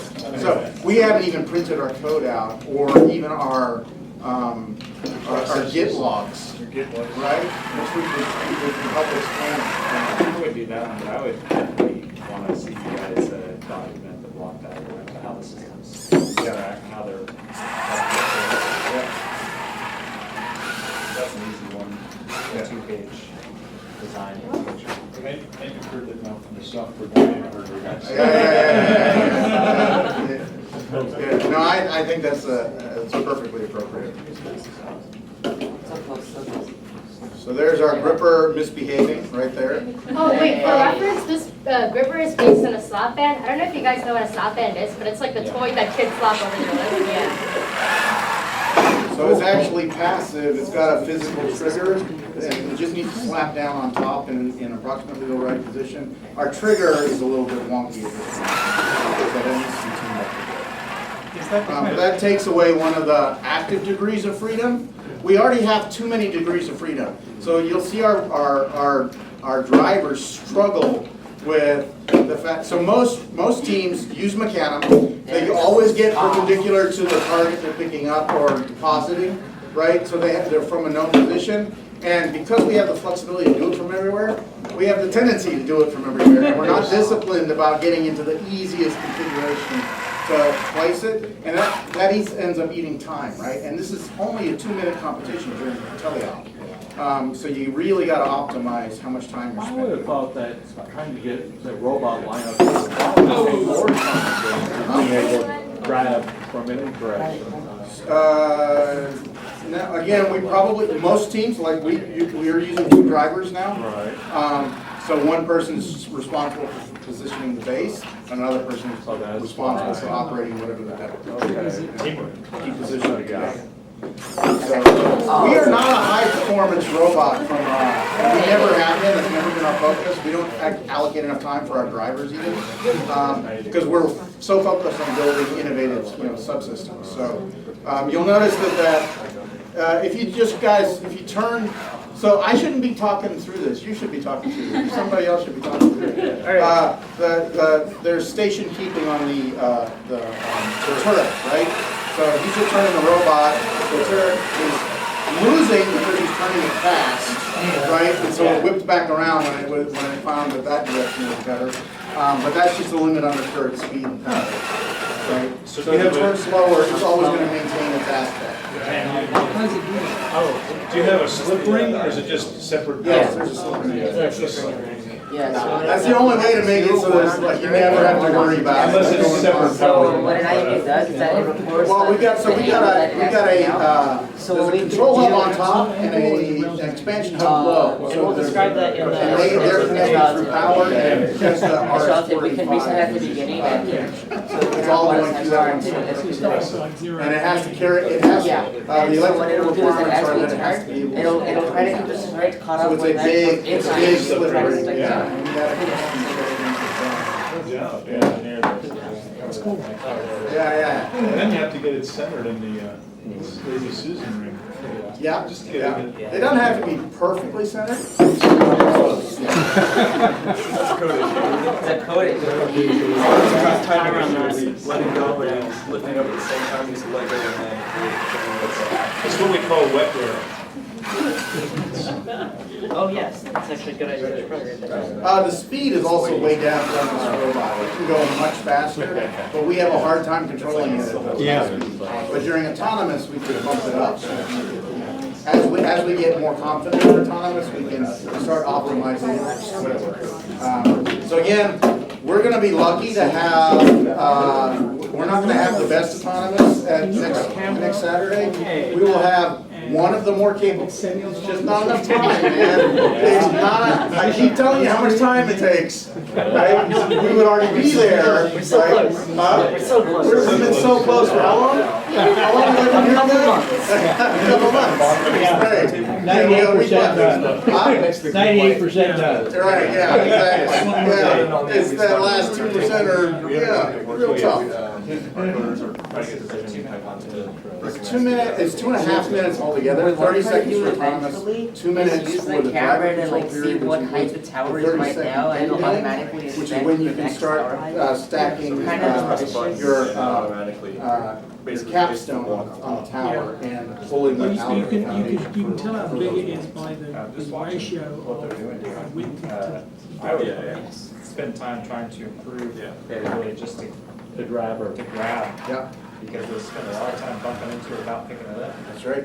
So can they put sensors, speaking of the grabber, because it looks like you have to be pretty well centered on this thing Yeah, to get pretty well there. centered, and so this is again a thing where we just haven't got the time for it. I They actually designed a custom cable harness for that cable that connects to the gripper, and it has room for 2 analog sharp distance sensors. I was going to ask if you Right? could some type of sensor that Yeah. could say, oh, I'm centered, Which push will, button. it'll not only detect your distance, right? But it can also detect the angle of the block and adjust that as well. Within a certain degree, they just haven't got there yet. Yeah, because that's one thing. That's one of the things, if we go to Worlds, we'll have that. It needs to be able to say, oh, I'm centered, push button, grab, Okay, versus, so what grab, maybe I'm there. what provides this control, and that also is where all this goes. So Well, yeah, but we're talking about the If key you is, want to take it out of the driver's hands, it becomes more reliable. and well, you want to be able to have the driver say, oh, I'm there, push versus grab, nope, it didn't work, re-grab. But that's why I was saying, trying to cut down the time. And certainly we have a lot of plans. So how tall can a single stack of blocks be before it becomes unstable? It really it really depends on this type of stone. What's happening this season is that we have these things called bad stones, where it's kind of deformed from all it's been throughout competitions. And what it'll do is it'll kind of like make the stack wobbly. So it really depends. The highest we've seen is like 11.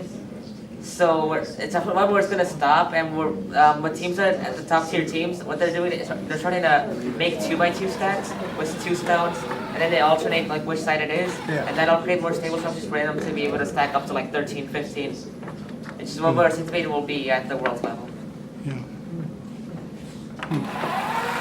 So is it height or is it the number of blocks that They gets both factor in, so it's a complicated.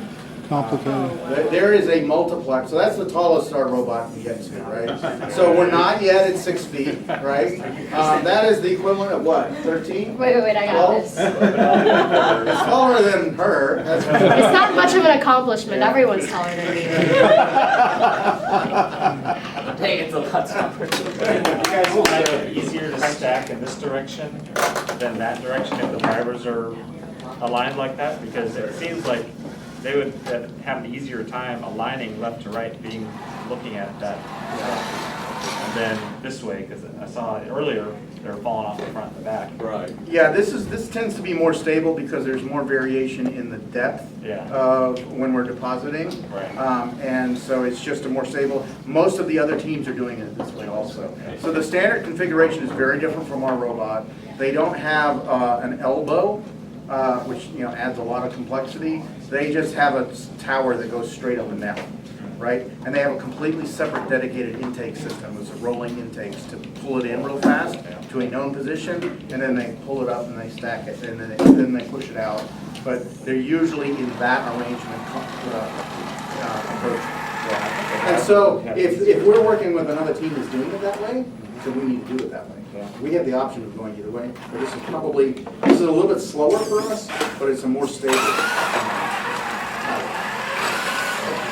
Have you guys spent much time on the control mapping? So the motion from the joysticks to the speed and such? It's eaten a couple of our days, that's for certain.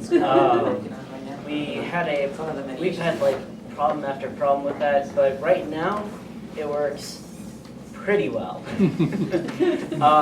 But yes, definitely, we spent a lot of time on that. I try to think a lot about like how it all works together. Like sometimes some things don't make sense, so we have to remap the entire thing. And we try to always get driver input from there, although some things are just going to be like, hey, you're going to have to learn this. That was a preset right there. They have a preset. Yeah. To get it out there real fast, right? But it's not governed by vision or anything, it's just a driver making a decision. That's just the observation. Obviously, there's a lot of play just because it's a big lever on it, right? The closer we get in, the closer we can be in is going to be less variation. Less variation in the wobble. Yeah. But still, I know that these joysticks, at least the ones I've played with, they tend to have a very narrow range of operation. Yeah. So it's almost like it really helps to have several different scales. We do. We have precision mode and precision mode and fast mode. Yes, so here we got the turntable slowly, like fine adjustment on the joystick, but then for quick snapping, we have the trigger. And then they also have a quadrant thing where we can snap to 90 degrees. So that's cool. But then in terms of like really fine grain control, do you think? That's the joystick, and the joystick's it's progressive, so I can move it a little bit and it'll go very slow. Yeah. Okay. So like fine adjustments like that. So we should probably add that on the base. That is something we have been thinking about quite recently. As well as maybe a quadrant would be useful. So we've been having some issues rather recently on the base IMU. We're starting to think it might be physical. It could also be our PIDs. Well, we have no I value right now, so that might be some indication. Tuning is something, if maybe y'all know about, we'd love to learn a little bit about. It seems like it's overshooting on the quadrature. Yes. So it's underdamped. Okay. Underdamped in which? Well, like if you make it spin at like 90, it overshoots and bounces back, so it's underdamped. Okay. But that might be a function of extension too, right? So there's everything changes when you're further out. So yeah. So they've also got things that use trades to calculate what's the current tower height. So if you go to a preset to get it up high enough, so they spend less time with it, and yet they don't use it because it requires them to look down at the controller, right, and see where to confirm where it is. So we need a better visual signal to indicate what our current tower height is, so that they don't have to look down. So we're always struggling between, the thing that feels easiest for most of them is the full manual control, but you don't get the speed up if you're not using presets. And we can't test the presets if you don't use them, right? And so you just trust them less, so you don't use them as much, and we get this negative feedback loop on our control. Iterations of Yeah. So that's why the phone turned on. That's just We've toyed with having sessions where we turn off the What was up with served by the control hub basically has all the code for the robot, and all we need to do is through Wi-Fi direct over the swapper now. We can just connect the phone to the control hub, and from there we connect the controllers, and it'll send all the input. We're going to be Can you do this, hold it up, just hold it up and let me get some pictures of it. Huh? Just, yeah, from the frame. Yeah, just, okay, now, just kind of come Do you close. want to still do the vision thing? Yeah? Yeah, we want to see the vision, kind of turn it a little They're bit. all computer vision here. So we want to be vision. This is not as sophisticated as last year's. Some of it's going to be redundant, but. Okay. Thank you. To note that I started coding on Iron Raid like at the start of the season, well actually later in the season, mid-season. He's been a coder for a while, but we're both new coders on Iron Raid as the two coders from last year. One was a senior, the other one decided to move on. But yeah, so we've got this great presentation lined up, and if you don't mind, I might sit so I can actually scroll through it. So we're going to start in the app. So FTC provides us with an app on our phone, or on our phones, that allow us to do a lot of things. So we can select operation modes. That is a class within the FTC libraries. To be clear, this is all Java-based, they're using Android Studio. Yeah. And so, yeah, we can select all these op modes, which is great. There's also an autonomous function that we don't really necessarily use. We define all our autonomouses in our op mode because we use a separate state machine class that was written a couple years ago. But most of our code base is technically a code base that we revisit every year, which is good for new programmers like me and him, because we can get examples from previous year's code. Other than that, the app is what we plug, or the phone is what we plug our controllers into, which you see here. And so the phone over Wi-Fi Direct talks to, and this is a bit older, talks to a phone on the robot, and that phone sends signals to the control hub, or the expansion hub. But nowadays, we actually use a control hub, which is basically an Android. More slides for that coming up. Oh yeah. This is a bit older, but you can have. It's still conceptually what's happening, right? Yeah, it's So conceptually. there's two Android apps talking to each other. We are not allowed to change the driver station app, right? That's the one that takes the driver's command, sends it over, sends telemetry back. We can't touch it. We can only change the one on the robot. So you have to use the API, whatever APIs you give. Right. Yeah. So this is the expansion hub. This is what we have on the base of our robot. This includes an IMU. It really only has one port on it because that's all you really need. It's a micro USB. It's a mini. It's a mini USB. Mini USB, and we can, or we can't really hook up. We can kind of jerry-rig a camera on there if we really wanted to. If you want an extra camera, you need a hub, a regular USB hub. But this is where we plug everything into, basically. This is where we plug our batteries or switches into, any sensors that we need, all motors, or any actuators really. We've also got extra power pins on there in case we want to run it to, per se, like, I don't know, something that we might need a 5-volt output on it. And then we actually are part of a pilot program that uses the control hub. It's a Android device, basically a phone, that was merged with a control hub. So it's got everything that a control hub, or a expansion hub has, but this one has an HDMI port, which not completely certain what that one's for because screens aren't FTC allowed. In all reality, debug with it. Yeah, you can debug with it. It's kind of cool, but this one has USB output directly, which is really nice. And we actually load the code onto this instead of a phone. And that brings us, well, obviously the wiring's the same except for a camera, which I guess isn't on here, which we can plug in directly, which brings us to our pros and cons. Definitely one of the greatest things about this is that we no longer have to worry about which phone has which version of the code. We always know that the robot has the code when we push it. And as opposed to last year where we had to keep track of which phones were the driver phones, which ones were the robot phones, and we had to keep track of which phone had which download, which was really hectic in competition, really.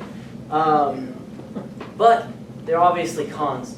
First con up there, it's expensive, about $300, which is actually kind of common in Rev. It's usually pretty expensive for a lot of these parts. For comparison, the expansion hub is $175. And so Oh, right. So with the phone, when you had a camera, or when you used the phone's camera, you could actually see the output on the robot phone. Now this year, we have to go through and we have to get a, well, we have to get like a... We'll get there. Okay, yeah, we'll get there. But it's a lot harder to actually see what's going on in terms of vision. And obviously that as well. The one interesting note, this year we have a faster control loop due to the, without the restrictions of USB, which is great. And so, as I said earlier, or I guess, did I don't know. We use telemetry both on the driver station, and we use telemetry through this program called FTC Dashboard. FTC Dashboard we integrated with our op mode so that we could send basically just like graphs and all that, and we can actually dynamically and live change values like say KP, KI, KD. All of those we could change during robot function, which means that tuning variables can be really easy. Sometimes it can be difficult to get FTC Dashboard set up, though. That's why we currently aren't necessarily using it for the tuning of PID. And the regular telemetry is very useful as well because it's integrated. You just tell it, you tell the object, because obviously Java's object-oriented. You tell the object to spit it out or spit a value out in telemetry, and it's there, which is extremely useful. So to again go into a little bit more detail, that's the driver station on the left. That is what they physically have in their hands. They are allowed to have that whenever they're operating the robot, right? It does mean that they're looking down and not at the field if they're actually looking for that. So again, we optimize it mostly just for checking certain things and setup and stuff like that. FTC Dashboard is running, it's basically running on the robot controller as a web server. And so while using Wi-Fi Direct, we basically connect to the robot wirelessly from the laptop. We push code that way, we can see logcat that way, we can get direct feedback that way, and we can also look at that dashboard, which is for live updates. And it also gives us the frames from the camera. Speaking of which, now moving on to vision. It's important that we have some kind of vision pipeline because at the start of the game, a significant number of points are awarded for detecting which of the 3 Skystones is the black Skystone, specifically 20 points. And, I mean, yeah, as you can see in the image, we use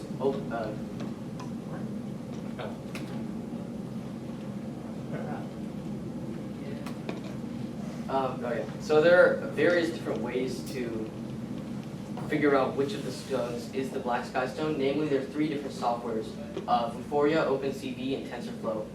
Vuforia is just a AR SDK built for mobile devices, but in FTC we can use it for real-time vision tracking of different targets, and we use it to determine the orientation of the Skystone relative to the robot's position, which can be used to locate the black Skystone.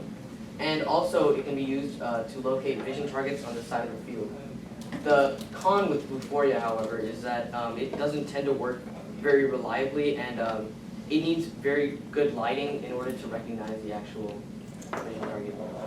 With our webcam, you've got to be closer than our starting position, and we want to do that initial object recognition before the match physically starts, right? Those few seconds make a difference. So Vuforia ended up, even though it's a canned, ready to go, like they give it to you every year, they give you a new version of the FTC SDK, and both there's a pre-built Vuforia recognition engine that is tuned for these Skystones, right? So teams who have no vision capability, they can use it out of the box. But again, you need to be a bit closer, and we didn't want to use that. And then there's also TensorFlow that's built in, and it has its own quirks that's coming up there. And so the software that we're using right now to locate the Skystones is OpenCV, which is a open source computer vision library which contains various different algorithms to process different images. And it's a standard library for a lot of FTC teams. It's written in native C++, which gives it a lot of efficiency, and it has a couple of cons though. One being that we need to test over various different lightings and environments in order to tune our pipeline to work reliably. And there might be different kinds of lighting in competition environments which may affect our performance. The advantage with using OpenCV though is that it's really easy to use, especially with programs such as Grip, which we'll see in a second. And this allows us to just rapidly prototype different pipelines and see how they perform. And we've used it in the past. I love that con over there and lacks a wow factor. Yeah. You know, they're doing custom vision work. I still keep and it yeah, OpenCV. yeah, it's like, that is. All right, go ahead. Whatever. And so the version of OpenCV that we use is OpenCV for Android, which is built specifically for the Android phones that we're using. It's integrated. We integrate it directly with the OpenCV, the FTC app project. It's built again in native C++, so it gives it a lot of advantage in terms of performance. But a lot of teams struggle to use OpenCV just because it has to be learned separately, like how you use each different algorithm and which one should you use for various purposes, which is why we built on top of like our previous code base. It is very scary though. So it feels very technical. It doesn't feel like you know what you're doing necessarily at each particular stage. You need a more interactive tool to sort of get a familiarity or a feel for what these vision algorithms are doing. And so that tool that we use is called Grip, which allows us basically to visualize what different like morphological operations are being done with the image outputted by the webcam. And to detect the Skystones this year, we use a 4-stage vision pipeline, starting with a blur just to remove any noise from an image, then a mask which essentially crops what's outputted by the webcam to specifically focus on the 3 different Skystones, followed by a threshold which essentially removes all pixels that aren't black. We want to locate the black Skystone. And then finally we run a blob detector to take the mass of white pixels that are outputted by the threshold and basically locate the centroid of them. And here you can see a visual representation of the pipeline. On the top left you can see a just raw output of the camera feed, followed by a blur, then a mask, and then here is the output of the HSV threshold, which basically just puts a cap on the number, basically like the light intensity of each pixel. And so now we only get an output of the black pixels. The blob detector is then run, which allows us to locate like the centroid of the blob, which can be used to locate the specific position of the Skystone. The masking has to be done for a number of reasons. We don't know what's going to be in the background. We know that there's going to be another team standing over there. They're wearing dark clothing. Then it's going to look sort of like this for this particular vision pipeline. We're blurring this to get a dark area, and it is the darkest area on here, but it's not necessarily going to be that way for all situations, right? We have to mask this out too. This is the robot, right? So there's parts of our robot that are getting in the way as well. And there's like other variations on this. If we're carrying a stone, it can obscure the entire thing. Or even the gripper just being down, it shows up in the view. Yeah, I'm just curious to get rid of to form your mask, why don't you first do a blob on the orange color and then let that mask you decide at least the height of your mask, okay, so that you would have a strip, and then do your. So that is another option. It's viable, but it would be more precise. Currently, because we run a calibration sequence at the start of each match, we can ensure that a robot starts in the same position, and so we know relatively that our mask should look like this every single time.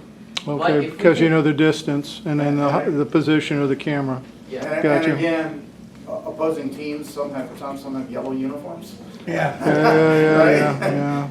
And we at the very least need to crop off the top of the stuff above. Somebody dressed in a heat costume? I mean, and they're doing it on purpose too, some of them. Sure. Oh, yeah. With OpenCV, you can look for straight lines as well, right? So that's Right. another thing you could do. Then You that can will use stop edge detection as well. edge detection to stop, looking for like a person with a yellow jacket in the background with yellow Yeah. shoes. And another option that we're looking into right now is using finding the contours of the yellow skystones and then filtering the contours to, as you said, if there's someone in the distance that would appear as a large contour, we can filter those specifically to focus on the skystones, and then we can find like the maximum values of that contour and crop accordingly so that we only focus on the skystones. And that's running on the phone. Now, one question. On the built-in Android processor on the robot. Yeah. So with the way that the lighting can vary, have you thought about converting to grayscale and using adaptive threshold? That's an option as well. Yeah, we've thought about like different color spaces that we might use. One that's popped up is YCBCR. I've seen other teams use that. That just, if you extract the CB channel, that just allows for the black to kind of pop out. But yeah, grayscale might be used to. That's an option. Because it's simple. Yeah, it's simple. I know some of us have found it pretty helpful because you really just need light and dark in a way. Yeah, you And if usually have some don't. orange lights over here, somebody's white over here, it'll just take color out of the equation, just what's brighter or darker. And then the adaptive threshold. But then we still have to narrow it down because again, whatever they're wearing in the background. The mask is still good, right? Huh? But Yeah, the mask is still what I'm saying is required. it's gonna go on top of after the mask. Yeah. Yeah, I'm curious, you're using RGB color space? That's YUV. Huh? That's YUV.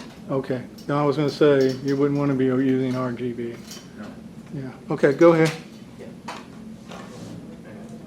And so another option that we have this year is TensorFlow, which is Google's open source machine learning library, which is built on neural networks, which are using tensors.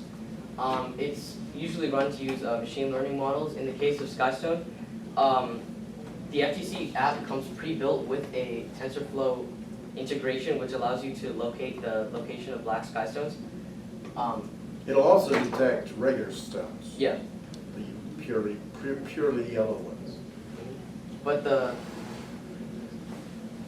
it's as I mentioned before, it's already bundled with the FTC app, which allows new teams to easily integrate it with their code. But the problem with using TensorFlow is that it's proved to be not very reliable this year, and its performance is quite low because it has to run an entire convolutional neural network algorithm for each image, which allows us, which we can't really do real-time vision tracking if we're trying to use TensorFlow.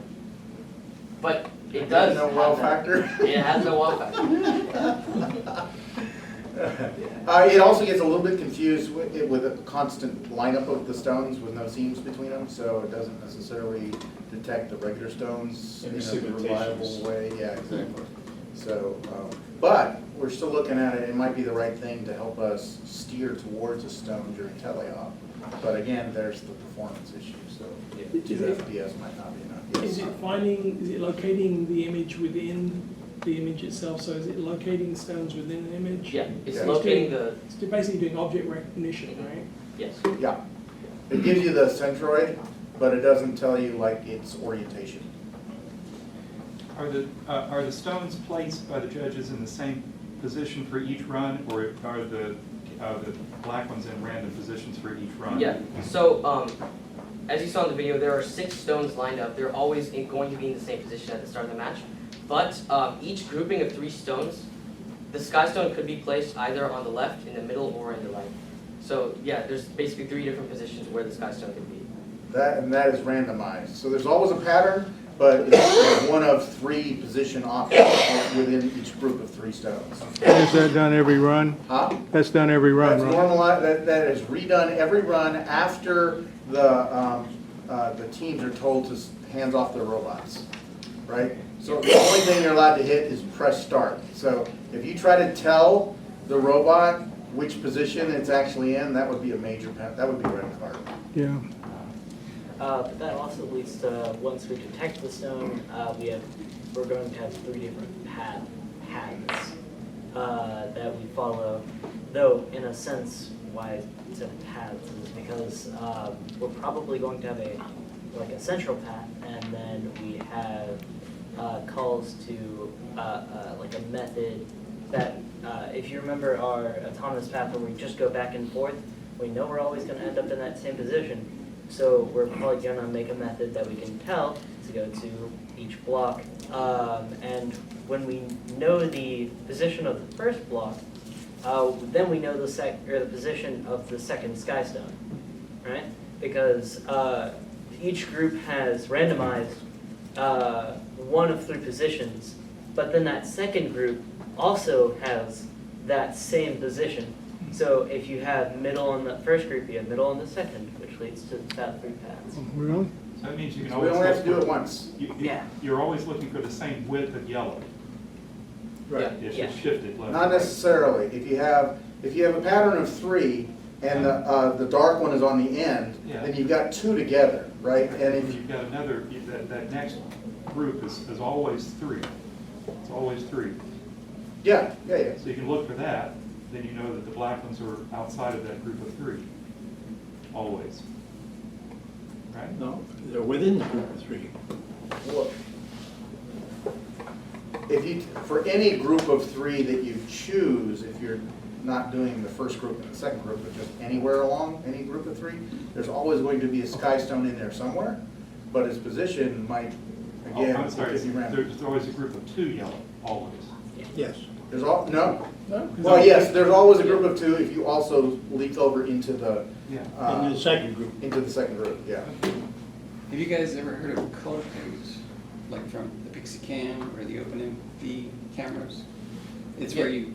Yeah, I've heard of FRC teams using Pixie cams. Yeah, Yeah. yeah. You can detect like a sequence of colors, like a a yellow, a red, and a black, or whatever colors you decide to make for your color code. I wonder if you guys can use that. Our color blob detector can do that, and those are very consistently colored across production batches. Yeah. But we haven't, so we can do it based on that. We just didn't need to. I mean, we assumed that we were going to start off doing color blob detection. That's an algorithm that we've had since. Right. Okay. Yeah. Are you So- allowed to put light on there? Are you allowed to shine any kind of light? We can turn on LED lights on our robot, and we have discussed, and it's just, again, it's a thing we hadn't got around to. But we usually have lights on our robot by the time we get to regionals, so it's not gonna happen this year. Yeah, I was wondering if they were bright enough, they could actually solve some of the illumination problems. Yeah. You could- Yeah, it'd be much more consistent, right, Yeah. across different lighting environments. But you can also get specular highlights that, based on your angles and the. Yeah. Well, Well, what is the, okay, so you got 6 blocks, 2 sky blocks in the 6. Okay, you easily, using your algorithm, you pick out the first sky block because you got a complete row. Now, the second one, when you take that guy out, there's a hole and probably a disturbed line. All right, so how effective is it at picking up the second sky block? Otherwise, the hole, first of all, probably look black, maybe. I don't know, but So we're not actually doing a second vision detection.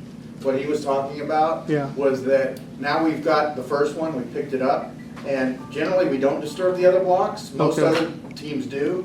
But now we know the position of that one, so we can calculate where the other one has to be. And our odometry is good enough so that we can get there just purely on position control. Okay, so you're picking up the 2 sky blocks with no issue?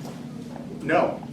Yes. No, One of those things we plan to, we're not quite there yet, but we know that we can. But I mean, at least you're going to the right pipeline, we've Yeah. got it tested, he's got it working. It's not fully integrated into the rest of our robot stuff just yet, and it should happen today, right? But it hasn't happened yet.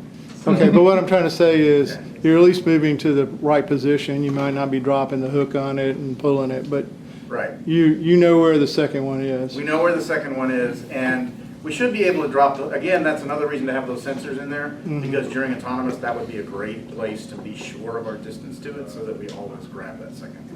That's probably the biggest amount of variation, because we're traveling parallel to those blocks, all the way up to there and then coming back. Any little deviation could give us a different distance Mhm. than we are expected, so we need to know what the distance to that stone Mhm. is. And again, we can do that with vision by detecting the size of the, Yeah, but of that's the pretty blob or- coarse. Huh? That's pretty coarse. I don't think, Yeah. you don't have the fineness of knowing. We would have more, we would within have a more quarter information inch if or we used whatever. the sharp distance sensors on Mhm. that, yeah. Alright, yeah, this is just a slide detailing the overview of all the 3 options that we got. So these are the things that we could be doing with vision, but haven't even got to yet, right? But they have, and we're missing the photos associated with it, but, you know, finding out exactly where that foundation is, we know where it is initially, right? It's positioned very, very rigorously at the beginning of the match. But once we move it, exactly where it ends up, there's gonna be some variability. If we could detect the columns on those, right, so that we could socket those stones in and automatically deposit it, you get more points for a stone that's socketed and the beginning of a tower than one that's just laying on there randomly. And also, as you saw in the demo, yeah. we regularly have to fine tune the position of the gripper to like just clean snap onto the block. So if we can do that using vision, we can like find out the distance between the robot and that block and just clean grab onto it. Yeah, and that's like just basically simple trigonometry, once we know the direction and all. And this is our resources. That's it. And we'll make this presentation available to you guys? Yes, I need to put it up on the web. Is that okay? Yeah, one last question. What have you seen from your competitors to date that you wish you could just, what is the best thing that you've seen that you don't have? I've seen a lot of our competitors use motion profiling. We use what? Motion profiling Okay. during autonomous.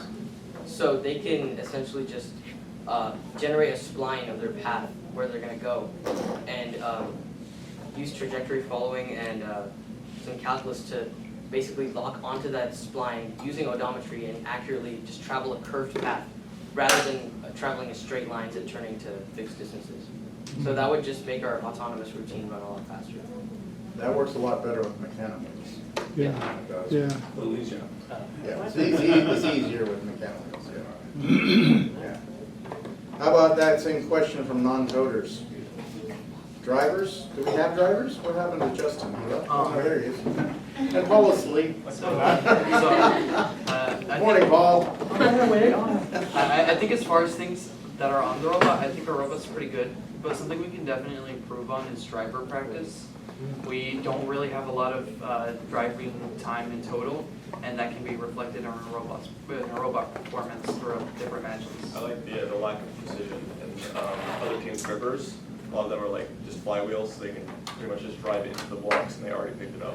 Whereas ours, we have those little screws that have to be precisely placed on the nose of the blocks to allow the thing to snap. We need to work on that and getting it so we can just kind of drive up and slam it on so it's already grabbed. With Detective specifically, the robot aligns the stack. I know we talked about that earlier, but that would be really useful as well. Like it lines up the arm with the stack with sensors rather than driver inputs. One thing I'm curious, you know, you got a line of blocks that you got to push, what, 3 feet? Probably max to get them over there? No, it's going to be closer to 8 feet. To get them over the midline? It's got to be 6 or less. You only have to get them to the midline, but our target is to get them onto the foundation. Yeah. But I mean, if your first movement was to drop an arm and just push the whole line across, why don't you do That's that? not allowed. You can only move one step. Ah, okay. The The only one at a time. More than one at a time. Okay, I've seen that rule before. It's actually a pretty Otherwise, that wouldn't be a challenge at all, right? Yeah. You get behind them and just like, I was gonna tell you about this little robot that we had, you know, that had the leaf blower on it. That blew up. Yeah. Leaf blowers are not allowed either. Anything that builds up any kind of atmospheric pressure is not allowed. Yeah, plus you can't launch anything. Can't launch anything. Yeah. There's a lot of, that game manual part 2 is like 60, 70 pages, something like that. It's complex. Yeah. That's You know, exactly right. when I'm watching this, you're bouncing up and down. I see two things that I just wonder about. One, you could, on the bouncing up and down, can you dampen it with a damper somehow? And then the second thing is your claw is actually, it's using a free pivot so that it will always be pointing downhill. That's right. Right? But the problem is it seems like you're still, because you're bouncing, you're doing this number. You know, maybe instead of trying to control, dampen the arm, which an alternative might be to somehow put two dampers on the thing. Not enough to keep it from being pointing straight down, but just so that it won't do this number so much. So it has a tunable damper, they just haven't adjusted. Okay, gotcha. All right. So Okay. if you look at there, it's got 2 Ninja Flex friction pads on the Oh, okay. Yeah, and then yeah, there's a bolt that goes through. With, Yeah, I so see it. They just need to tension it up a teeny little bit. And Yeah, okay. that'll change it up. All right. And they got really fine control over that. because So I see Ninja that Flex is differential. the magic material was rubber bands. Rubber bands, that's the final approach on the front gripper. Calibrated dampers. They were using silicone tape, Yeah. and but yeah, those rubber bands are great friction. Along those lines, there's only a couple of angle ranges that you have to deal with, the angle at the top and the angle at the bottom. And if you just compromise that so that it was not straight down at the top and not straight down at the bottom, but a fixed angle, and then when but good enough that the sockets would grab the thing. In other words, why does there need to be any variation individual in that ball? You just fix it at a compromised angle between the bottom and the top. Okay, do an approach for like a 10-story tower. Go. Just go straight up. That's a significant angle difference, right? And we've got towers that could potentially get that high. Not probably regionals, but certainly worlds, right? So we need to have a fair amount of angular range where we have control over the block without creating weird angles that will lessen that. Okay, and you've got chances several of socketing. You have several control lines on the extension. Yeah. Would it, and I'm not a mechanical engineer, but what would it take to just have one control line that fixed the angle of the gripper based on the angle of the extension? Just a mechanical version of that. Just a mechanical. That's a good idea. They haven't got there yet. They've had one in the past. They've had a string that prevented it from over-rotating out that way. But that's just one of the things that hasn't been revisited. Don't you like all these kapitzers? It's fantastic. This is the kind of feedback we need in order to make progress. I love it. So do you have an automated for? Whoa. That's not good. That's the toss.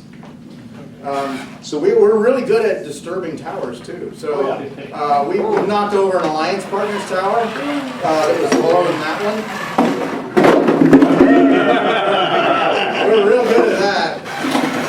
So when you approach the stones, so do you have it automated to be at the right height? Oh yeah, we do. And then also. Yeah, we do.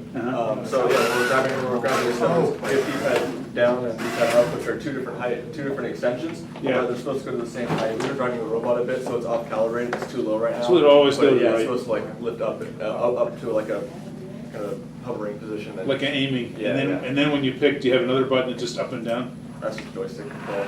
The arm's pretty heavy, so I think it moves down pretty fast. It's being weird right now. It's only moving up. Yeah, we just do that with joystick. We might want to add a button that just quickly, yeah. So did you ever think about adding an extender on the back that could counterbalance with the weight, just to have it extend and retract for the backside of your car, your extender? We figured we wouldn't need that because we mounted the turntable up towards the back of the robot. So if we do have balance issues, we turn it so it extends to the front, so all the weight's in the back. Right, but for your, when you extend your. Like a Steadicam for the, like a Steadicam counterbalance on the arm. So your arm doesn't go down so fast. You Oh, can we have extend a that yeah, out, that was the log spiral Ben was explaining. Right here, the spiral's mounted to the side of the gear, and there's a bungee right here, and that pulls the bottom of the spiral, and it torques the arm upwards, and does it linearly through these calculations. So when we're down fast. Yeah. That's so much quicker. Get plugged in. There you go. Good. So, thank you Yeah. for. Good job, guys.